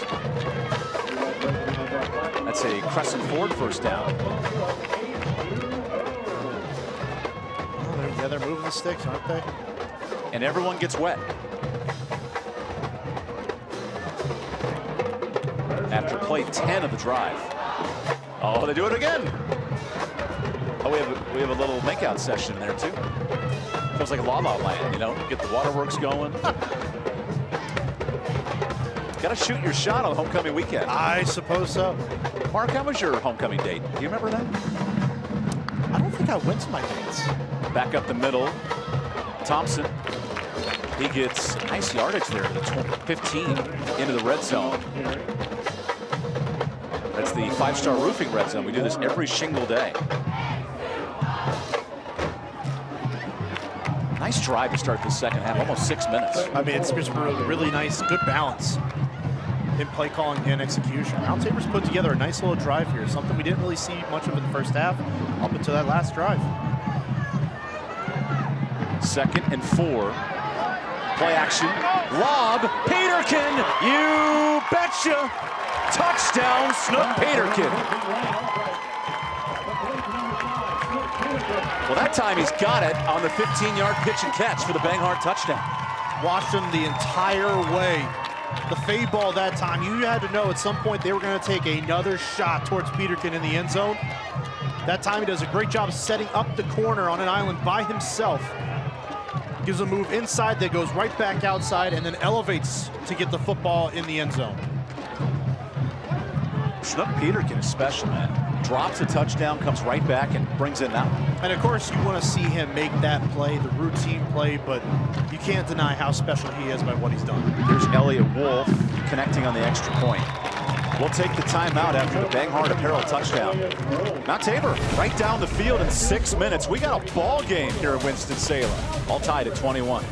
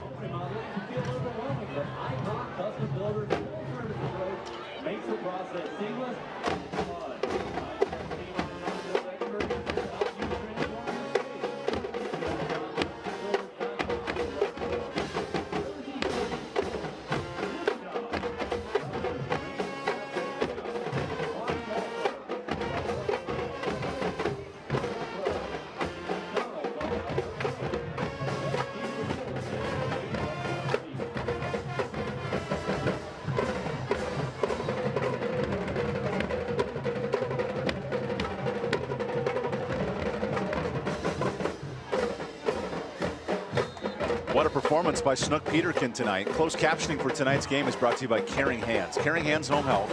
Hands-on, compassionate care around the clock. Second touchdown here for Peterkin. He just sets the corner up on an island. And by the time he had caught it, Gavin Reese had no idea what was happening. Just goes up and snares the football. That's about as easy as it gets for this Mount Tabor offense. Go find your star playmaker and allow him to make a play. 11 plays, 56 yards, and more impressively, eats up 6 minutes of clock in this third quarter. What a drive. I'll tell you what, Evan, Mount Tabor has shown a lot of fight, and they are finding ways to stay in this football game. Here's an onside pooch. That is a live football. Reese, Hezzies, he trips. Nice special teams tackle. Billy Wiggins brings him down. Oh, pardon me, Blake Simmons. So now Davie County, who just went 80 yards down the field themselves for a late touchdown, get the ball to start this third quarter. Always saw a lot out of Ty Miller in this War Eagle offense in the first half. Many fireworks. From the 26, Miller goes outside. Nice catch and an easy pitch and catch of 7 for Leon Bradshaw. You know, I like it. It's a coaching thing. You can kind of tell the way that Miller delivers the football on those RPOs where you're throwing it outside. It's not super fast. He's taking his time. He's making an accurate throw. Ty Miller feeds the tailback, Markel Summers, and he dives forward for the first down. Ty Miller was a baseball player, still is, as a pitcher and an infielder. And his ability to use his footwork and his hips are really important. Well, it's just really, it's nice to see that, because when you're talking about guys, like, they want to get the football out fast, and you're always coached about that, but not to a point where you're rushing and you're making mistakes and inaccurate throws. Tim Debrick's noted with Miller, his confidence to make tough throws. We've seen some YOLO plays, we've seen some one-footed throws, but he loves his ability to sling it. We have a whistle here before the snap. Oh, and a penalty on the defense. Well, you certainly have to have confidence at the quarterback spot, especially in today's game, right? Where you're not necessarily a game manager in most offenses anymore. I mean, you're expected to make plays with your arm, and you need a guy who's going to be confident enough to take some shots, take some chances down the field. 1st and 5. There's a pump fake. Pressure, Patella. Down. Wait, yep. Down. Oh, boy. He is down. And the quarterback, Miller, he got dragged down awkwardly there by Patella on the sack. Immediately grabbed at that knee. He's up. Credit to Miller there, because that looked awkward on the way down. Sure did. That'll back up Davie County all the way to its 22. And they have to get to the 46. So this is second and forever. The one thing you could say about Ty Miller to this point is there's got to be some point where you just throw the football away, save yourself that. Here's 2nd and 24. Only a 4-man rush. Miller, what a hard hit, and the catch. Peterkin popped him. That was Braddock Coleman on the reception. Well, you're throwing that football understanding that Coleman's going to take a lick in there from Peterkin coming down from that safety spot. But credit Miller. Steps up, fires it in there, and that is a perfect pass. 3rd and 14. Miller with pressure, and the pressure gets there. A sack for this Mount Tabor defensive line per year, and Coles combined for. That pressure, we've expected it all night long to just get there. Finally gets home for a sack on Miller. And wow, how the energy in this stadium has changed from the early parts of that first half. There was no time there for Miller. There's the punting unit. Takes a nice bounce from Mount Tabor. And now from the 45, we'll take a timeout.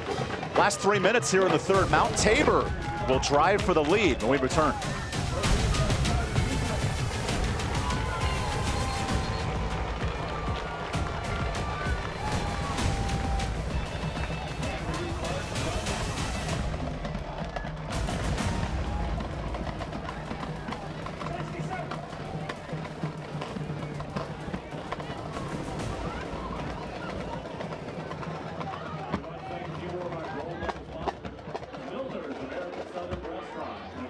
Associates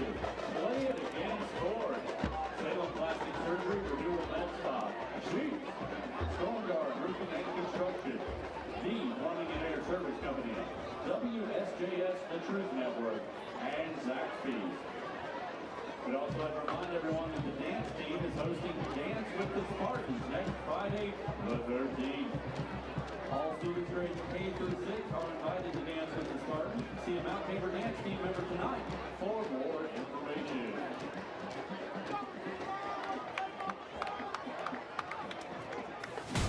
Welcome back to Winston-Salem. Coming up in the fourth, find out who's tonight's Carolina Classic Fair player of the game.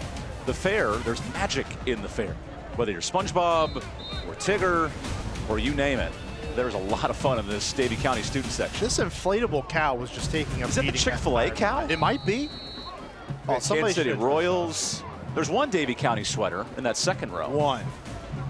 I love the creativity of the Davie County we got crazies. The Davie County crazies. Teenage Mutant Ninja Turtles representing there. 90s kids represent. Mount Tabor with the football from the 45.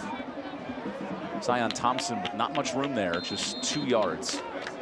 That last drive, though, was 6 minutes, ground and pound attack for Mount Tabor to tie the game. It was a thing of beauty.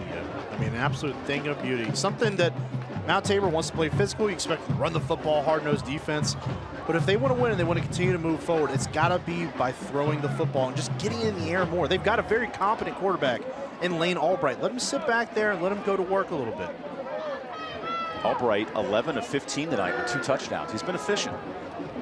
2nd and 8. Over the middle, there's a catch. And Hemingway's tripped up near the 36. Good stop by this aggressive secondary. It's just plays like that where you're taking what the defense is giving you, you're making the correct read and making the appropriate throw down the field. That is what you need. It doesn't always need to be razzle-dazzle where you've got a guy running around back there making a throw down the field. Just making the right play at the quarterback position can mean the world to an offense because you're staying on track and you're on schedule. That was the safety, Eli Branham, on the stop. 3rd catch for Hemingway tonight. 3rd and 1.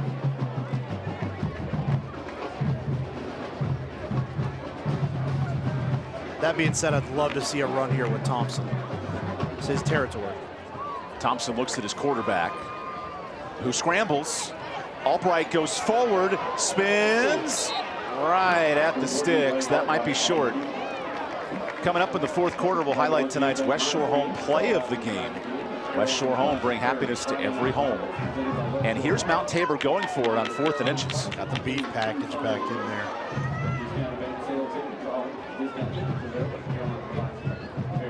This is a huge play late in the 3rd quarter. That football has to get to the 35, not much. Last drive, it was a handoff to Gibson. Albright, inside handoff. He got it, and still moving. Wait a second. Look at this kid go. Inside the 15. Welcome to the red zone, the 5-star roofing red zone, Mr. Jerome Gibson. Are you kidding me? It's a scrub in the middle of the field. And there's Gibson just pulling his way through that entire War Eagles defense. What a play. He needed 1, he got 22 as he enters the 5-star roofing red zone. Is that our longest run of the night? From the fullback, correct. And we have a whistle here. Timeout, Davie County. And here's Mount Tabor using the running attack in the second half. They ran it for 30 in the first half. They're pounding the ball in the second. They sure are, but it's been because they've got that great balance offensively right now. The play calling has been there, and so has the execution. Stay tuned in the 4th quarter, because I bet there's a lot of scoring coming up. We'll have our Linder Turf and Tractor scoring summary. Get a great deal in your next Kubota at Linder Turf and Tractor. You know, I have like a ½ acre in my backyard. And every time I drive by now, I think of my Kubota tractors to cut my grass. Do you have a Kubota tractor? I have a push tractor, and it takes so much time, right? In a Kubota, I can sit on it, I can ride around, I can give the ball to Thompson or give it to Jerome Gibson and just power through my lawn in like 10 minutes. I said I've got a push tractor. I'm telling you. A push mower, sorry. I'm new to the lawn. new to the lawn game. You could tell someone hasn't had to landscape or anything like that. I was definitely born in California. Didn't have grass. We grew up in concrete. Sand all the time. Sand and concrete. There it is. This Mount Tabor team needs a win to keep their playoff hopes alive. 2-4 on the season, 0-3 in the league. And with West Forsyth, who's in first place, currently losing in the 4th quarter. The top of the league is wide open right now with Davie and East and West. It's a free-for-all. Big test for this defensive line of Davie County. Big Xavier Parker at 350 checks in at the D tackle. 1st and 10. Thompson breaks through one tackle and gets around the 7. Thompson's been slippery tonight on second efforts. Boy, he sure has. But this coaching staff has done a nice job tonight of just getting these players in the right positions to succeed instead of just forcibly going at plays and trying to get it to guys schematically out of the way. They've done a nice job of just game planning and sticking to that plan. Tabor's last lead was on the fumble return touchdown in the first 5 minutes. 2nd and 6. Here's Thompson. Cuts it back. Thompson is short of the end zone, but he does have the first down, so it's 1st and goal on what could be the final play of the quarter. Pivotal first down. And what a pivotal third quarter in this football game it has been. Only 3 drives, 2 for the Spartans of Mount Tabor, and they are looking for more going into quarter number 4. That was a Crescent Ford first down. Crescent Ford, a High Point, serving the Triad since 1970. These 4A rivals have been serving up some great games the last decade. And when we come back, the latest chapter resumes. Davie County, Mount Tabor. Somebody's coming out here with a win. We'll find out after this break on Homecoming Friday night for our Carolina Classic Fair Game of the Week.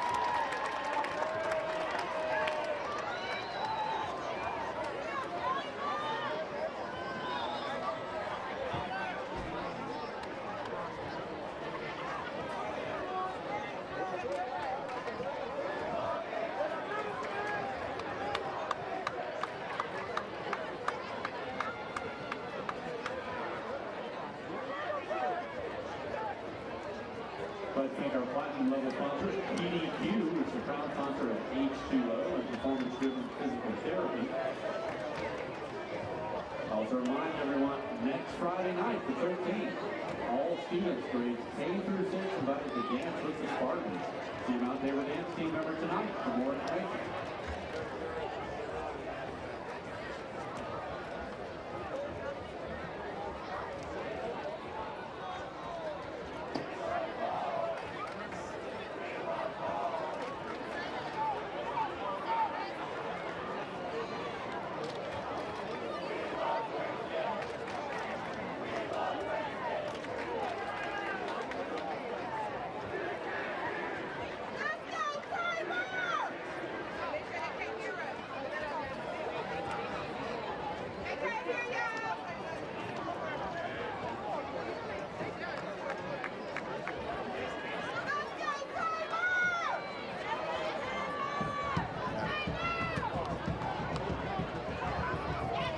Big start to this fourth quarter. Mount Tabor and Davie County. Second drive of the half for Mount Tabor, looking for a second touchdown. Albright on 1st and goal. Takes it. Gets to the corner. Albright is in. The quarterback scored 3 tonight to put his Spartans in front. Obviously a design keeper, you're planning on the defense to crash down inside, but they stay home. And it seems like Davie County defensively has it sniffed out, but Albright, the athleticism to turn the corner, evade the one tackler, and then diving into the end zone. Nathaniel Jordan just could not get there to make the play on Lane Albright, and the quarterback scores yet again tonight. Extra point. It's a big one, and Wolf knocks it through. Wow, Mount Tabor has slowed this game down after the Banghart Apparel touchdown. The entire momentum swing that we have felt in this game has been incredible. Davie's controlling the ball. They're having their way in the first half, despite that fumble. And then all of a sudden, that late drive where Mount Tabor gets a touchdown to Snook Peterkin on a deep pass, and something clicked. Something changed within this offense. Now they're playing with confidence. They're playing with moxie, and they're playing to win, now up by 7. Matthew Gibson, more on this star quarterback, Mr. Albright. Yeah, we talked with Coach Brown this week, and he told Albright, man, we don't need you to do anything special, man. We need you to be out there, come out there and be a point guard. And that's what he's done this game. He's been a point guard on the field, managing the game and scoring points and leading his team down the field all game. 30 yards passing, the big run there for Albright. Great point from Matt. A point guard, facilitator, whatever you want to be, not game manager, right? You don't want to call him a game manager. I mean, he's leading this offense right now, and they are operating at a high that we have not seen yet this season.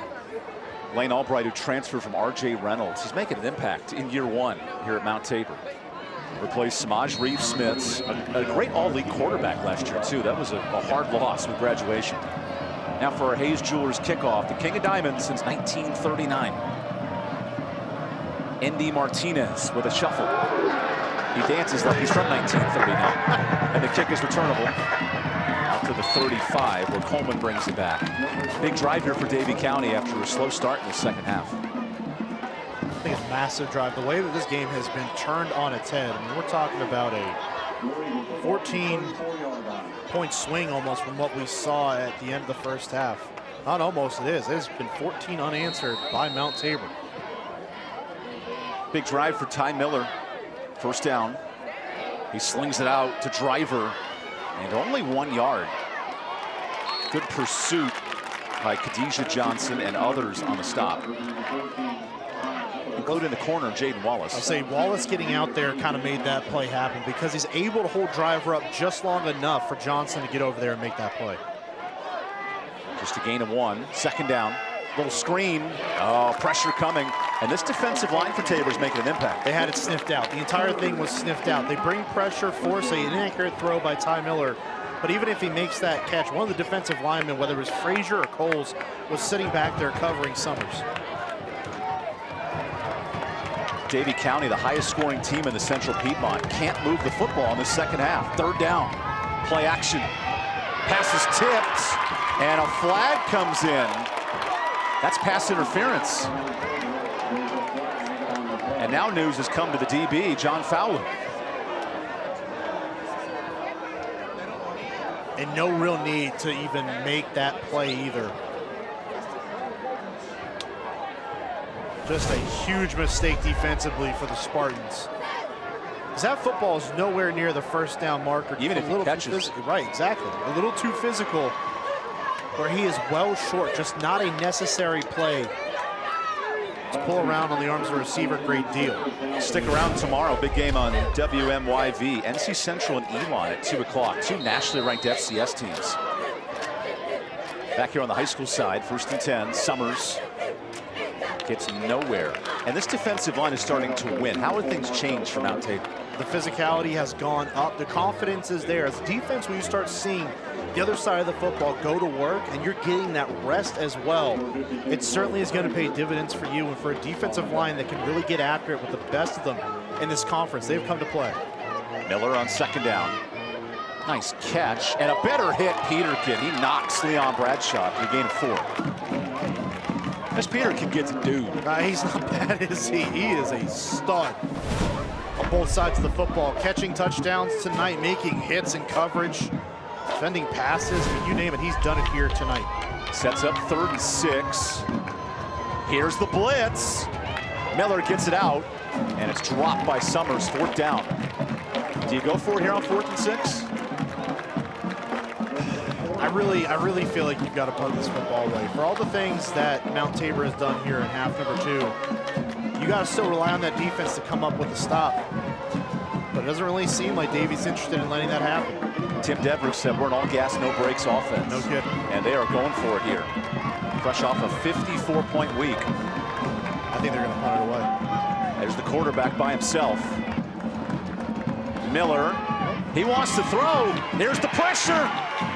Miller escapes, runs for it. Oh, he's got it. Ty Miller doing it all on 4th down. No kidding. I'm sitting here thinking they're punting. The way, how far back Ty Miller was from the center, it almost seemed like he was just going to do a pooch punt from that spot. But man, oh man, the guts. And the awareness of the sticks. Savvy play from the quarterback of Davie County, Ty Miller. After the Riddle tractor 1st down, making tall grass short, gain of 7. 1st down blitz, picked up, completion. There goes Deal. He's the real deal inside the 10 on a huge entry into the 5-star roofing red zone. What a pinpoint pass. Miller makes one great play, then makes another. An accurate ball with just some zip on it over the middle. Deal makes him pay. Or no deal. No kidding, this time it was a big deal. Howie's a fan. And we have a whistle here. Timeout. Interesting, timeout Mount Tabor. Timeout Mount Tabor. Let's thank our... You could tell Davie County on 3 straight plays found their pace and rhythm. Right, and you've got to find a way to rally this defense back together and come up with a stop here deep in your own territory now. Jadon Blair almost made a terrific play at the end of that one, getting the arm over. You saw him swat at the football, almost knocked it out of Deal's hands, but he was able to get down to the ground before the ball popped out. And just when it seemed like Davie didn't have life, that's the thing. When it just did not seem like they had life, they execute and they make a way, find ways to make it happen. So you deal with the long run. Oh, you're right. Almost. Yep. Blair almost knocked that out. Very close play, but now Davie just seemed dead to rights with everything that was going on the other sideline. They had no momentum here in the second half, and in 3 plays have turned it back on to what we saw for much of the first half. Deal becomes the 7th receiver to catch a pass tonight. Miller is dishing it all around the field. Point guard. That's the term that Tyshawn Brown used. Not Tyshawn Brown, Coach Dietrich. 1st and 10. Summers. Boy, Perrier and Coles are nasty on that D-line. That's Coles with the stop. Coles is playing both ways, mind you. He's working on the offensive line, too, when Tabor has the football in their possession. So he's coming out here platooning, and he's making his presence felt. He's getting penetration into the backfield. That looks like Adama Kinsu controlling the D-line here from Mount Tabor. One of the greats of the NFL in Nebraska, Adama Kinsu.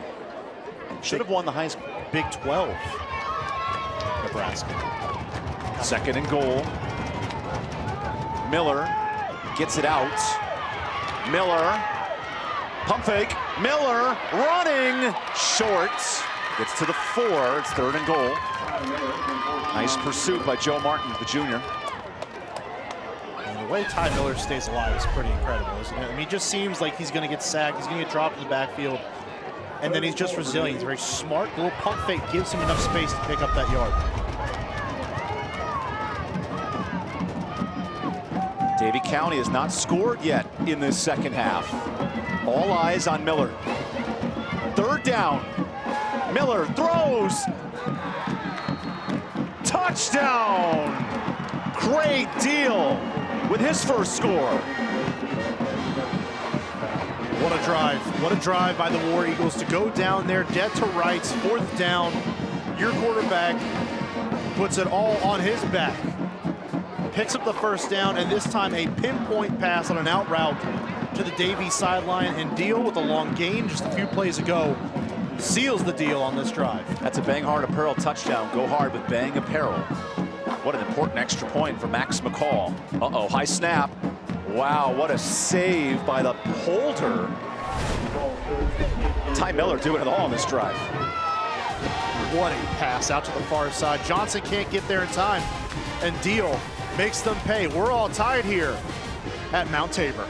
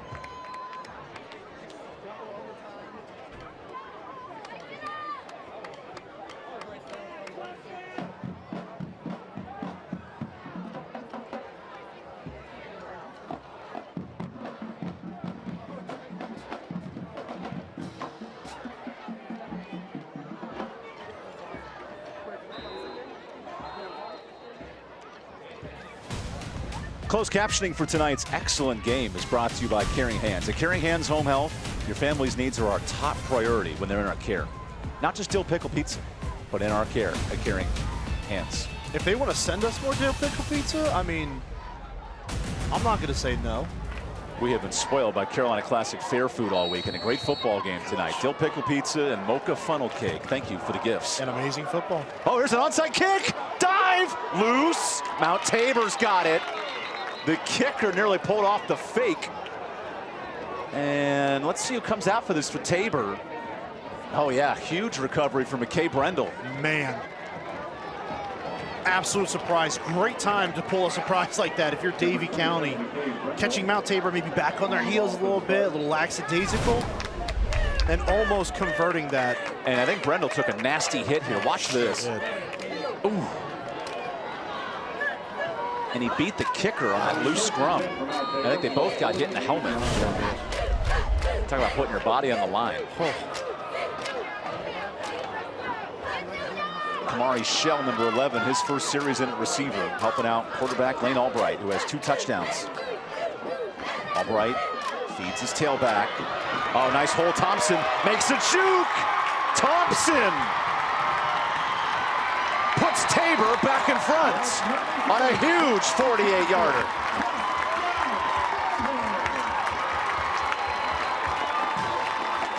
It was this very game last year. Zion Thompson flew onto the scene. Gino Caesar was still here as the lead back, and he led the way with almost 180 rushing yards. It was his breakout game, is what Tyshawn Brown said. And now tonight, when they needed him to step up and make a play, first play of scrimmage from this drive, takes it the distance for Mount Tabor. He's going the distance. He's going for speed. This man, Thompson, is cooking. Now 100 yards on the ground. All the rushing woes in the first half, only 30 yards rushing. They have busted it open offensively in the second half. Extra point is good. Wow, this game's become a barn burner. 35-28 with 8.5 to go. Man, oh man, great blocking up front, great blocking on the perimeter. An excellent vision by Thompson, cuts it upfield. Davie over pursuing. Can't get there in time. That's Thompson's biggest run of the year. And what did his coach Tyshawn Brown say? Run like his mom's life depends on it. He sure did that time, right? Well, mama, there goes that man. What a game. I mean, this has had about everything you could ask for in a football game to this point. This Tabor team was down in the dumps after blowing the lead against East Forsyth. Had it with 1.5 minutes to go. Fell to 0-3, and they're playing like a team 3-0, not 0-3. Just think about what that really speaks to, though, because the first thing you want to look when you see something like that is the locker room. Strong group of guys together believing that they can still come through and pull off wins, right? The second thing you look at is that man right there and his coaching staff. Tyshawn Brown is a guy who's very intense, but you talk to him and he cares. This is a guy that really cares about what his kids are doing on the field, off the field, everywhere. He wants them to make them into better football players, better men. And that really transcends a lot of what you do, and it builds their character on and off the field. Tyshawn Brown, an alum of this program, was so excited for homecoming weekend. Brought back 2 decades of players. He gets it. More than anything else here at Mount Tabor, he gets what this culture is supposed to be like. Here's the Hayes Jewelers Lexington kickoff. The King of Diamonds since 1939. Another short pooch. And stops there at the 35. We've seen both teams play tick for tack, but the defensive pressure of Mount Tabor is starting to play a factor. It sure is, and now Davie is, interestingly enough, the one that is on the edge right here. They are on the verge. Mount Tabor is having their way with Davie County's defense here in the second half, so it's up to Ty Miller, Markel Summers in this offense to now respond yet again. 1st and 10. Here's some good pressure. A screen. Summers is rocked. Malik Garrison sniffed it out and says, my bad, I'm not trying to get a 15-yarder here. You're excited you get him up, make a play, make a big hit like that, but just be smart. That's good awareness by Garrison on all parts. It sure is. Just beats the block to the outside. Kevin Lazaro could not get out there to make that play. More pressure. Patella couldn't get him. The rest of the defense does. It's a sack. And a loss of 7. There's Garrison with a sack. You can feel the crowd, too. They're back in it now, right? They've been pretty quiet for most of the game, but they're back in it now. They are fired up. And on an energy level, we have not felt this all night. They are backing their Spartans full force now.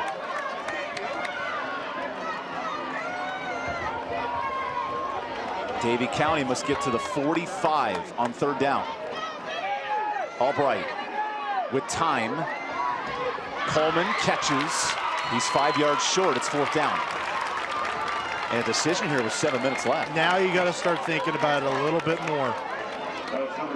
Do you punt the football away? Because you're deep in your own territory still. Not super deep. Got to have your best play call of the night here. 4th and 5. Timeout, Tyshawn Brown of Mount Tabor. So Mount Tabor down to 1 timeout. Talking over a huge play on 4th down.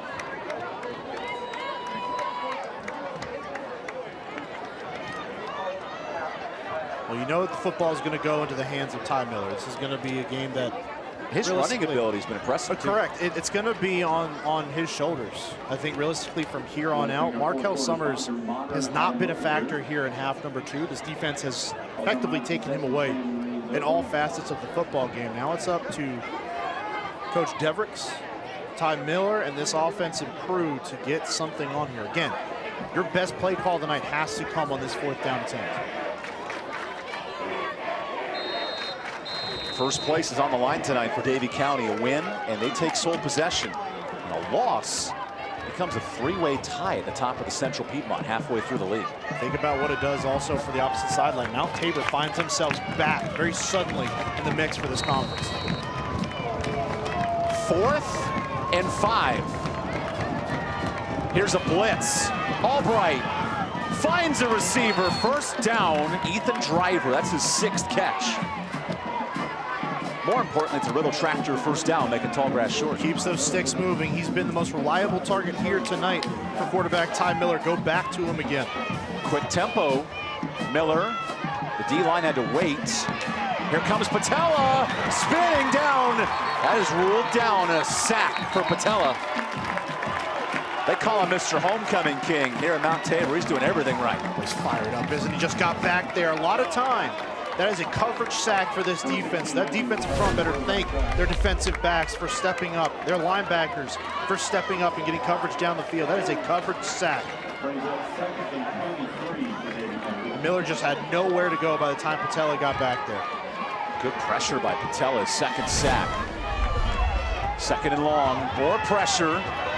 Albright escapes, throws it incomplete. 3rd and 24. This D-line is winning this game for Mount Tabor. They're shredding through that War Eagle offensive line right now. They are having their way and then some. Can you feel the impact of some of these guys coming back? With Frazier returning. Right. Tim Deverick's offense has led in 2nd halves all season until week 1. A little different story here. The 5-1 Davie County War Eagles against it. 3rd and 24. Albright, time, catch. Driver, short. He's about 4 yards short of the sticks. What an effort, though, to get that 20 yards on 3rd down. Now giving you a 4th, and you can open the playbook back up a little bit more. They're going fast. Play of the game, 4th and 4. Oh, Tabor went offside. I don't know how far offside they actually went, but it was just enough. Wow, Jerome Gibson with a huge mistake, the linebacker. That's a real smart play called by Davie County in that situation. Don't try to go for this on 4th down. Try to draw them off sides first. Then reset if you have to, but they get them with the dummy count. Excellent job. Fresh set of downs. Albright outside. Nice catch for York. That's Ethan York's 1st catch of the day.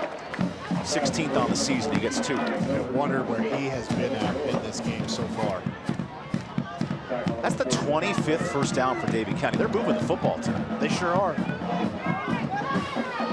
Back to it on 2nd and 8. Albright, sling short, tipped. That was tipped at the line. Good pressure. I believe it was Garrison, the linebacker, who tipped it.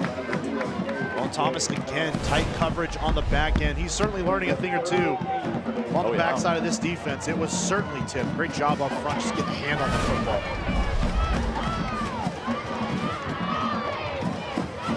Sets up 3rd and 8. Albright blitzed, picked it up. First down. There's Coleman. He gets to the 20 and gains 18 on the little tractor first down. Well, you live by the blitz and you die by the blitz. That time they bring pressure, zone defense on the back end, and Coleman sits down in one of those pockets where there's no defender for Mount Tabor. 1st and 10. Time, middle, touchdown! Ethan Driver has done it all. The sophomore ties it. Pressure bearing down on you all night long. And in one of the biggest moments of the game and of your season, Ty Miller, you step into a throw and find a wide open Ethan Driver straight over the middle. Another resounding drive by these War Eagles here in the second half. They will not go away. This team is special moving the football. 40 points a night. They find a huge drive. Chance to tie it here, McCall. Oh, it's blocked! That's a live football. Wow, Peterkin blocked it. This game's not tied. He dropped a pick. He dropped a touchdown. He didn't drop the block. We'll take the timeout. Look at Snook keeping his team in it. 1-point game, 4.5 to go. This is the game right here.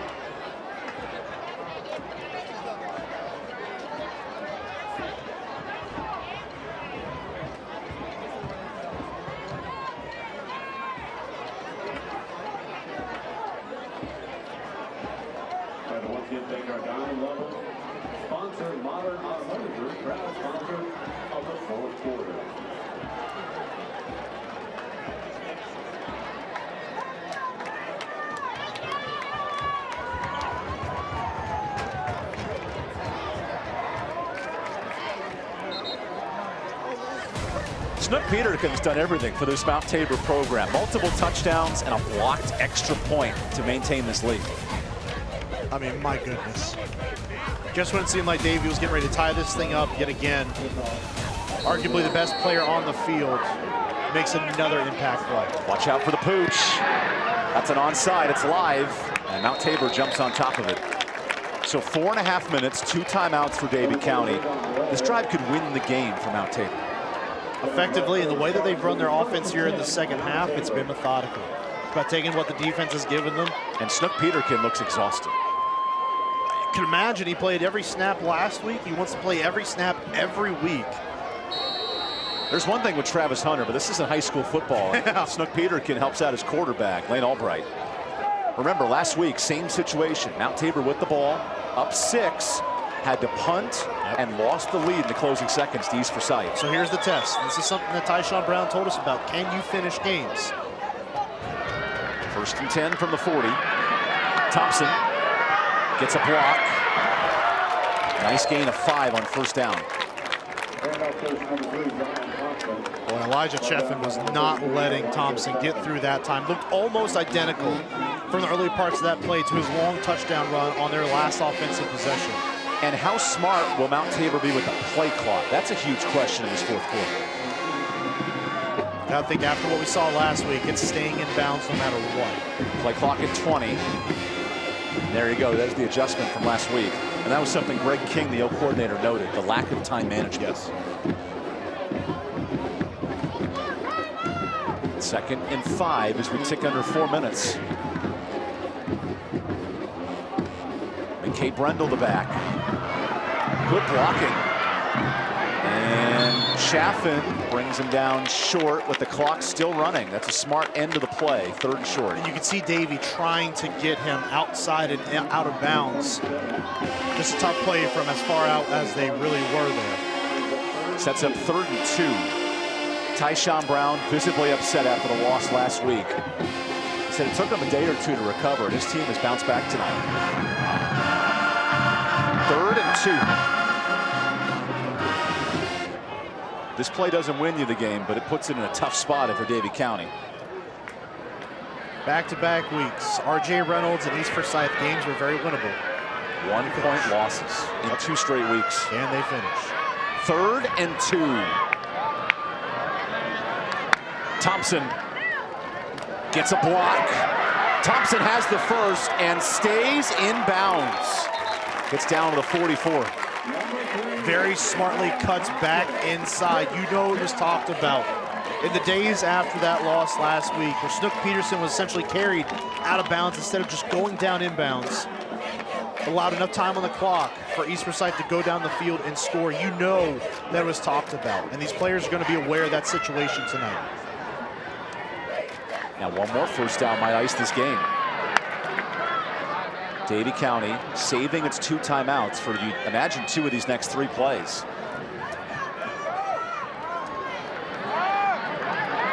Can Mount Tabor earn its first league win tonight on homecoming of all nights?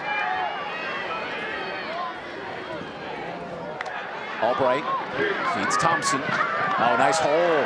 Thompson turns, and he gets 6 on first down. Offensive line start to take over a little bit. The biggest moment of the game when you need those 5 guys up front to move as one unit, one body, and get you the yards that you need on the ground when that defense knows you are running the football. That's what you need out of your 5 guys along your offensive line. They're getting it done. Interweb like a chocolate funnel cake tonight. This O-line is pushing for 100 yards on the ground.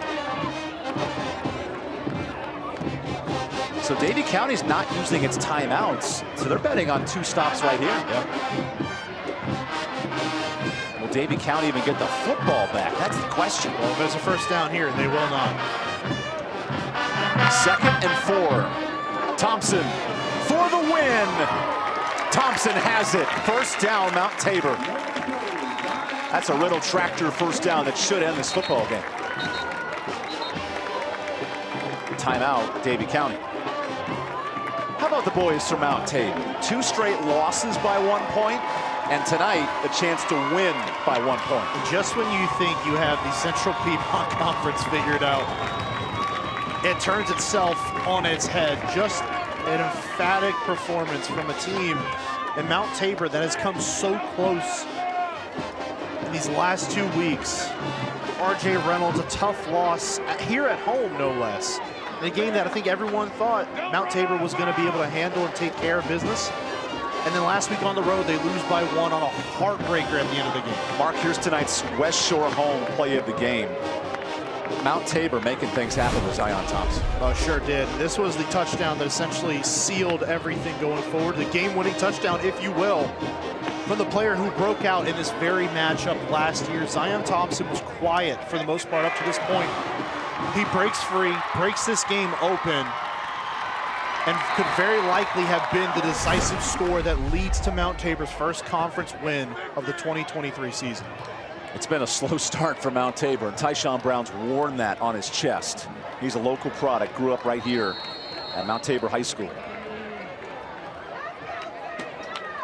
You could tell when we talked to him this week, it's something that wore on him still a little bit. He knew that that win last week got away from him. It was certainly one that they lost. Albright feeds Thompson. He scored the winning touchdown. Now he breaks it loose. Thompson has ease.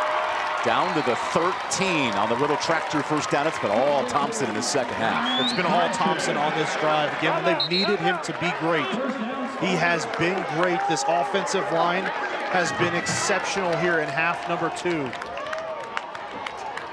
What an answer. This is Thompson's second 100-yard game of the year, maybe his biggest, given the circumstance, the standings, and the need to earn some yards. I mean, really think about it. Mount Tabor's able to put together a string of wins here and position themselves for a playoff spot. You go back to this game in this moment, you look right at it as the resounding answer. 15 carries, 128 yards. How about tonight's player of the game, the Carolina Classic Fair, and it's Snook Peterkin getting it done. Just everywhere, all the time from the get-go. A guy who shows up every single night, performing 2 touchdowns on the night. And as big as those were, maybe his biggest play of the night, blocking the extra point attempt of Davie County on their final offensive possession. What a player. After he dropped an interception and dropped a touchdown, he bounces back and makes those plays. Shamarius Snook Peterkin. His older brother and longtime standout, Jamarius, must be so proud tonight, a senior who graduated last year. And his younger brother, Fats, is gearing up to follow in Snook's footsteps. It's a football family. Great nicknames, by the way. Final minute in this 4th quarter, and that's the victory formation. Davie County, no timeouts left. This is it, one final snap.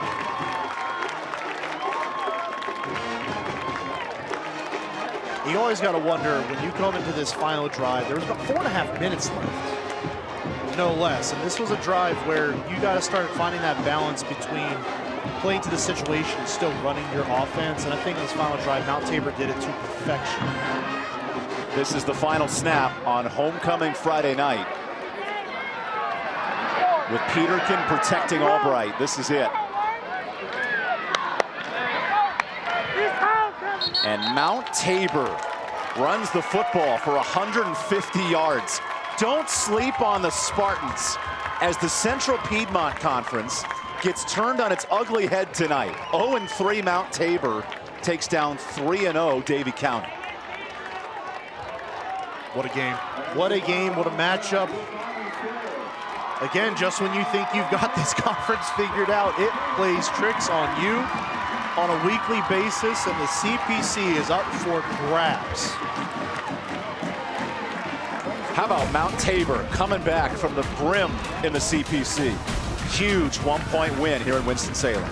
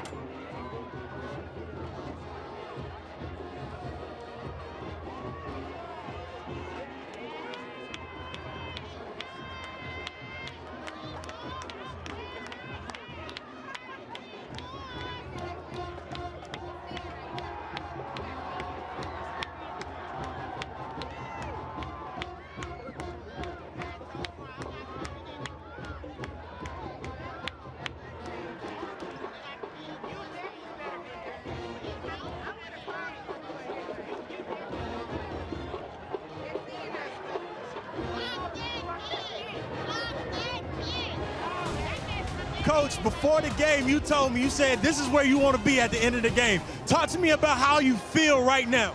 Hey, I knew all week we was going to win, man. We battle-tested. We about to make a run. I'm telling you right now. I hear you loud and clear, Coach. You said earlier this week that you all control your destiny. With that being said, how do you prepare your team going for the rest of the season? Man, we're going to build off of this win right here and keep it going. This was huge for Mount Tabor tonight. Huge. Congratulations on the win on the homecoming. Fellas, go ahead and celebrate with your team. Back to you in the booth. That is a team that's hungry for a win tonight. Mount Tabor backs against the wall. Snook Peterkin may have won it, but it took a whole effort from this Tabor team to get the win tonight. I mean, just relentless. It seemed early on like this may be another game where they just weren't up to snuff. And they were able to pull it together, found a spark at the end of the first half with a late touchdown drive. And second half, probably about as good a football performance as you will see in the Central Piedmont Conference from this Mount Tabor Spartans football team. Any given Friday night. Oh, wait. Even the mascot joins in on the celebration. That's illegal. I thought that was not part of the rules. It's not. Hey, when you win on Friday Night Lights and you lift the Capitol Medals trophy, you get to celebrate. I guess so. How about that? Some final numbers from tonight.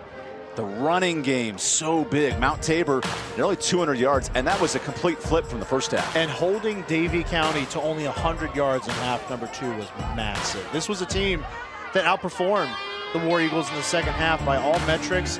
Didn't just show up on the scoreboard, it showed up by what they were able to do on a play-to-play basis, dominating and taking control of this game. And those 2 turnovers, the big difference in Mount Tabor's win. Yeah, absolutely. They played a clean game tonight. Stay disciplined, play physical. Those were the keys of the game, and they did those to perfection. Here's tonight's Linder Turf and Tractor scoring summary. The big difference, the block extra point in the 4th. I mean, just electric. And we talk about Snook Peterkin as much as we want to, as electric as he is, Jadon Blair as electric as he is, and those guys are going to be so great in the future.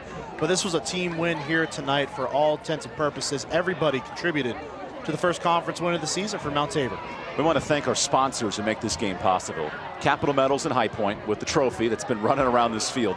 Cook Rentals for the end zone views, and Mountain Fried Chicken for a crew meal. Finally, for your high schools and their administrators to make this game happen, for the support of our Carolina Classic Fair Friday Night Rivals broadcast.